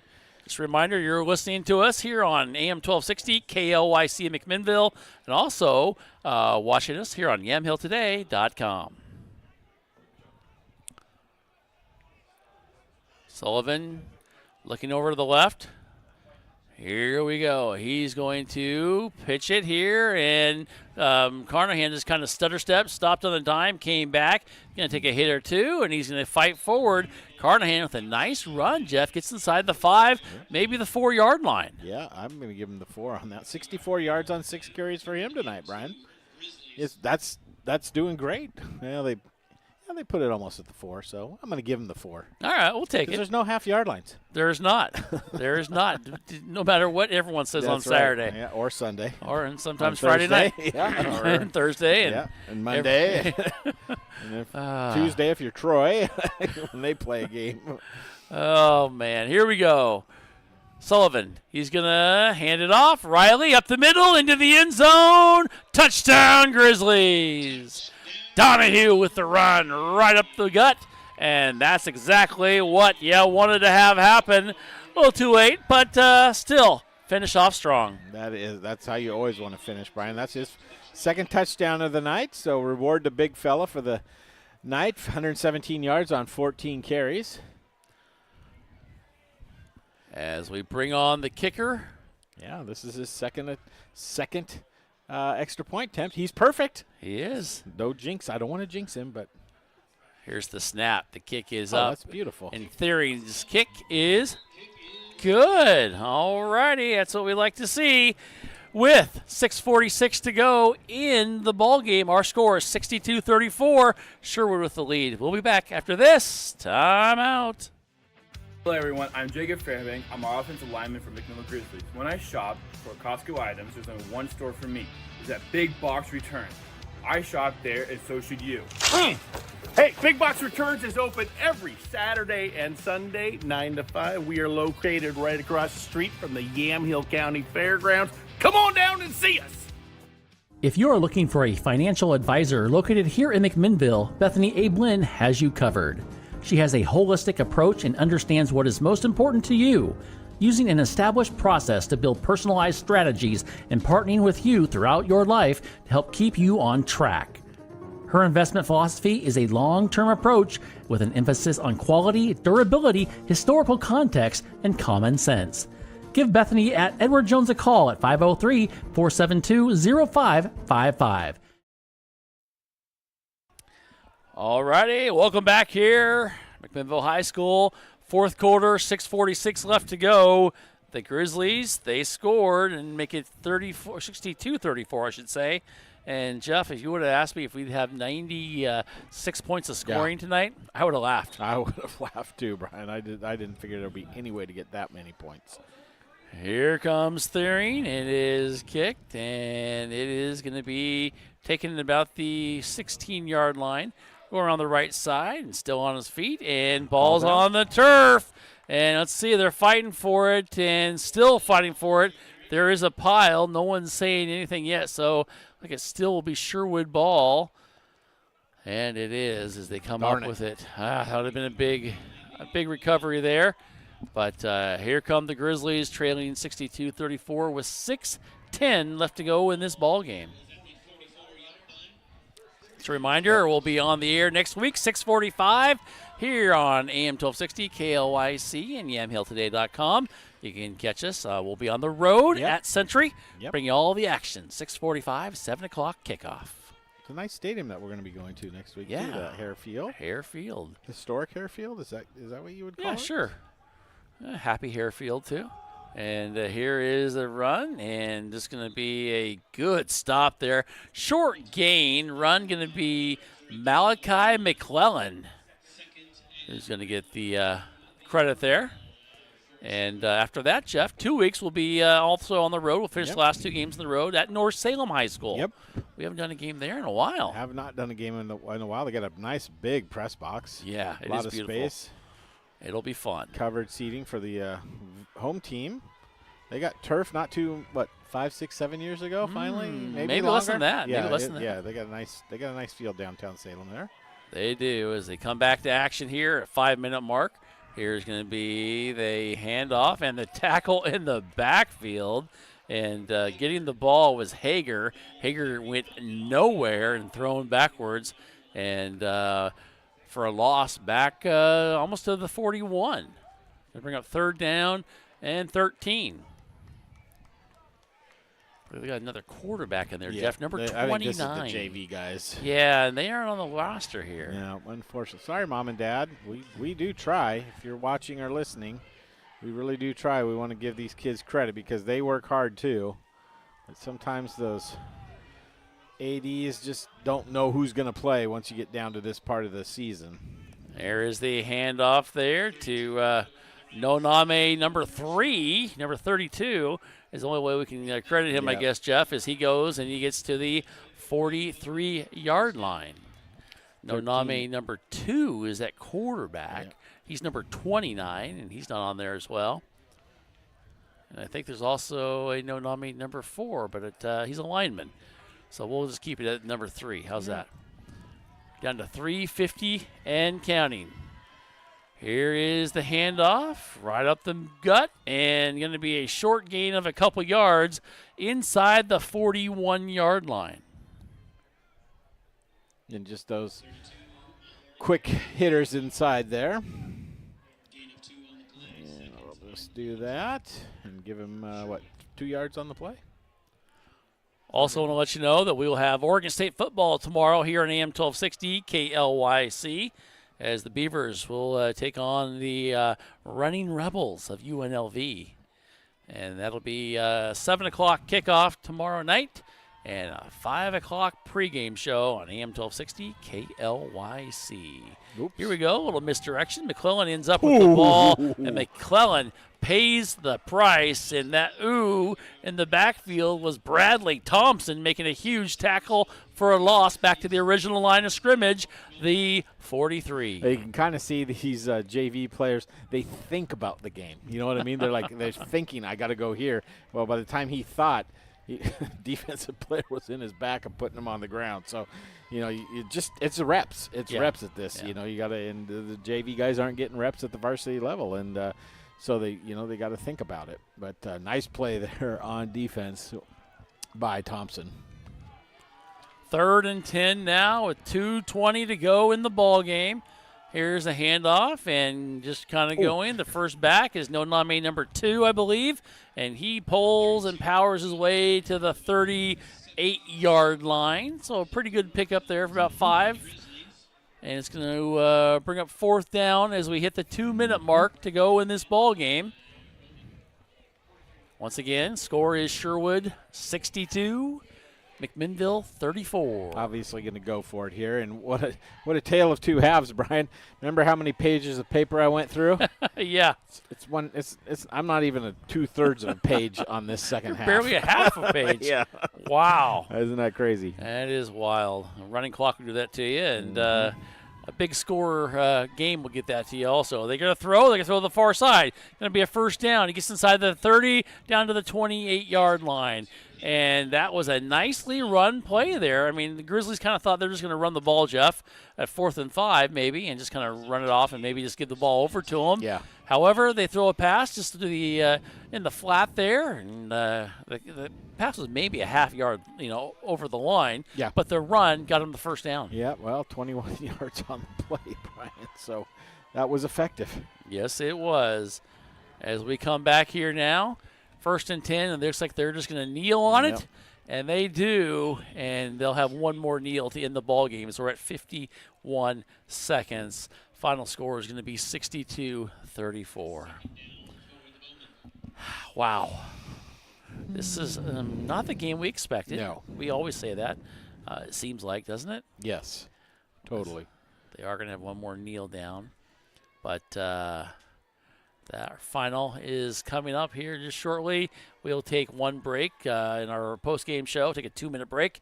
Just to let you know, back at Command Central, and that does end the ball game here as we're down to 19 seconds. And the Grizzlies are going to come off, and they will go shake hands at midfield. And Jeff, final score is going to be 62-34 in favor of the Sherwood Bowmen. Tough loss here tonight, but there were some positives as well. We'll talk about those positives and much, much more when we come back to the post-game show after this 2-minute timeout. McMinnville Les Schwab is a proud sponsor of Grizzly football on Yamhill today. When you shop at Les Schwab, they promise you the best tire value. This means you get free peace of mind protection and free lifetime tire and mileage care included in your purchase. McMinnville Les Schwab. They want to be the neighbor down the street you know and trust. We thank McMinnville Les Schwab for their support of McMinnville Grizzly football. Andrew Physical Therapy, Orthopedic and Sports Rehab wants to see you make a full and quick recovery so that you can get back into life and the things that you like to do. Their friendly staff will listen and encourage and guide you through each step of the rehabilitation process, from low back pain to post-surgical rehabilitation after a shoulder surgery or knee replacement. They are here to help. Andrew Physical Therapy, Orthopedic, and Sports Rehab. Give them a call at 503-435-1900. Are you looking to spend less and get more on your next vehicle? At Chuck Colvin Ford Nissan, they've got you covered. As McMinnville's premier Ford and Nissan dealership, they offer a wide selection of new and used cars, trucks, and SUVs, all in a stress-free, customer-first environment. Their motto, big enough to serve you, small enough to care, means you'll enjoy the convenience of a large dealership with the personal touch of a local business. Visit Chuck Colvin Ford Nissan at McMinnville today or call 503-376-9650. Chuck Colvin Ford Nissan. Meeting the needs of not only our team, but our community with kindness and compassion and understanding. We have those moments every day. I think that's probably the coolest part of what I get to do.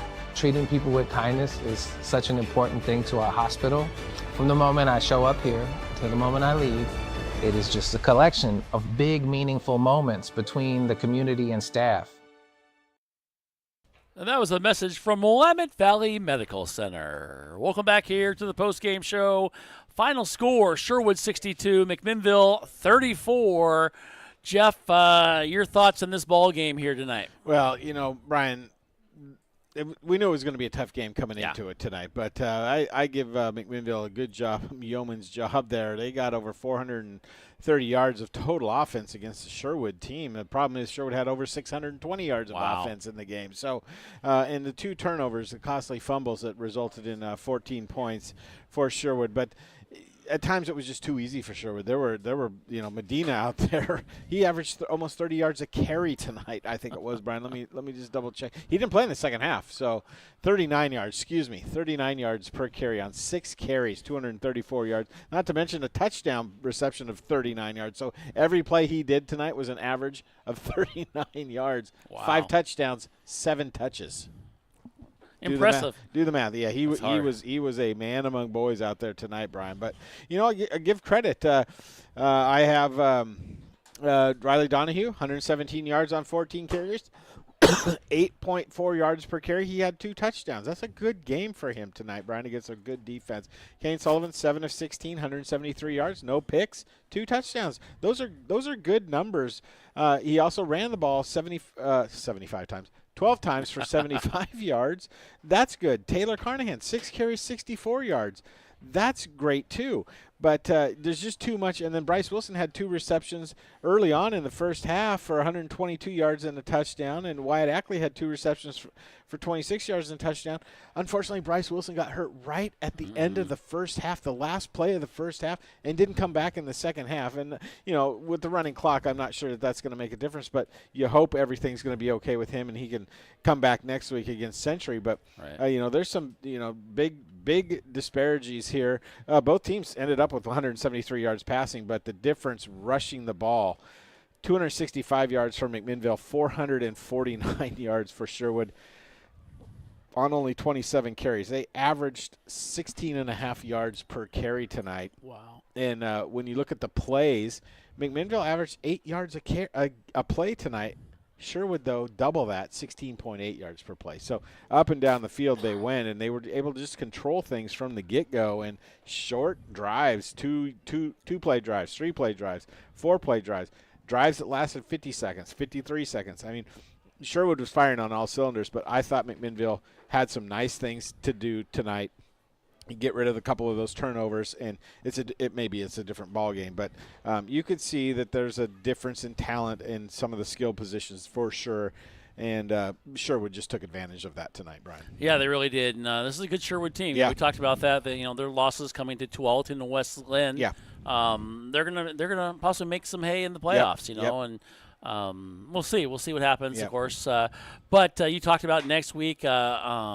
Century, a winnable game for McMinnville, a game they should be in, and could go 2-0 to finish off the season, which would be a great thing for this team, for these kids, for these seniors, and for everybody. Yeah, and you don't like to lose your senior night game here, Brian, at home, your last game at home if you're a senior, by such a lopsided score. But you're playing a good team, and you hung in there with them, and at times you were able to move the ball very effectively against them. So there's a lot of positives the coaching staff can take away from tonight's game. Show them those positives.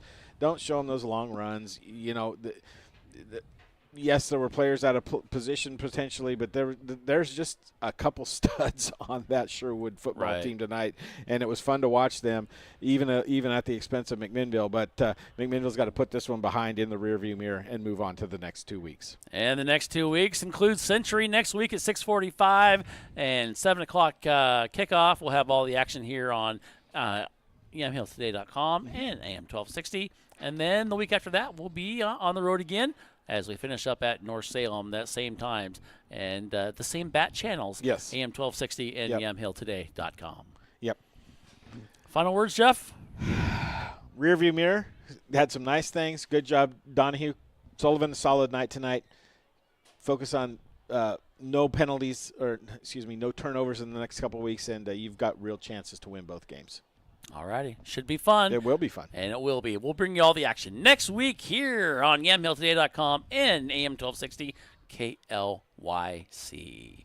All righty. I want to thank all our sponsors and thank everybody for tuning in. Want to thank Dick over at Command Central. Also, all the people giving us updates throughout the night. Thank you, Jackie. And Jeff, onward, upward, and I'll see you next week.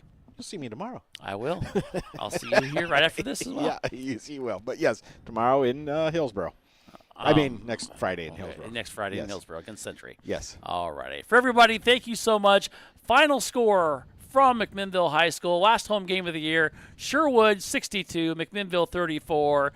For Jeff, I'm Brian. Good night, everybody.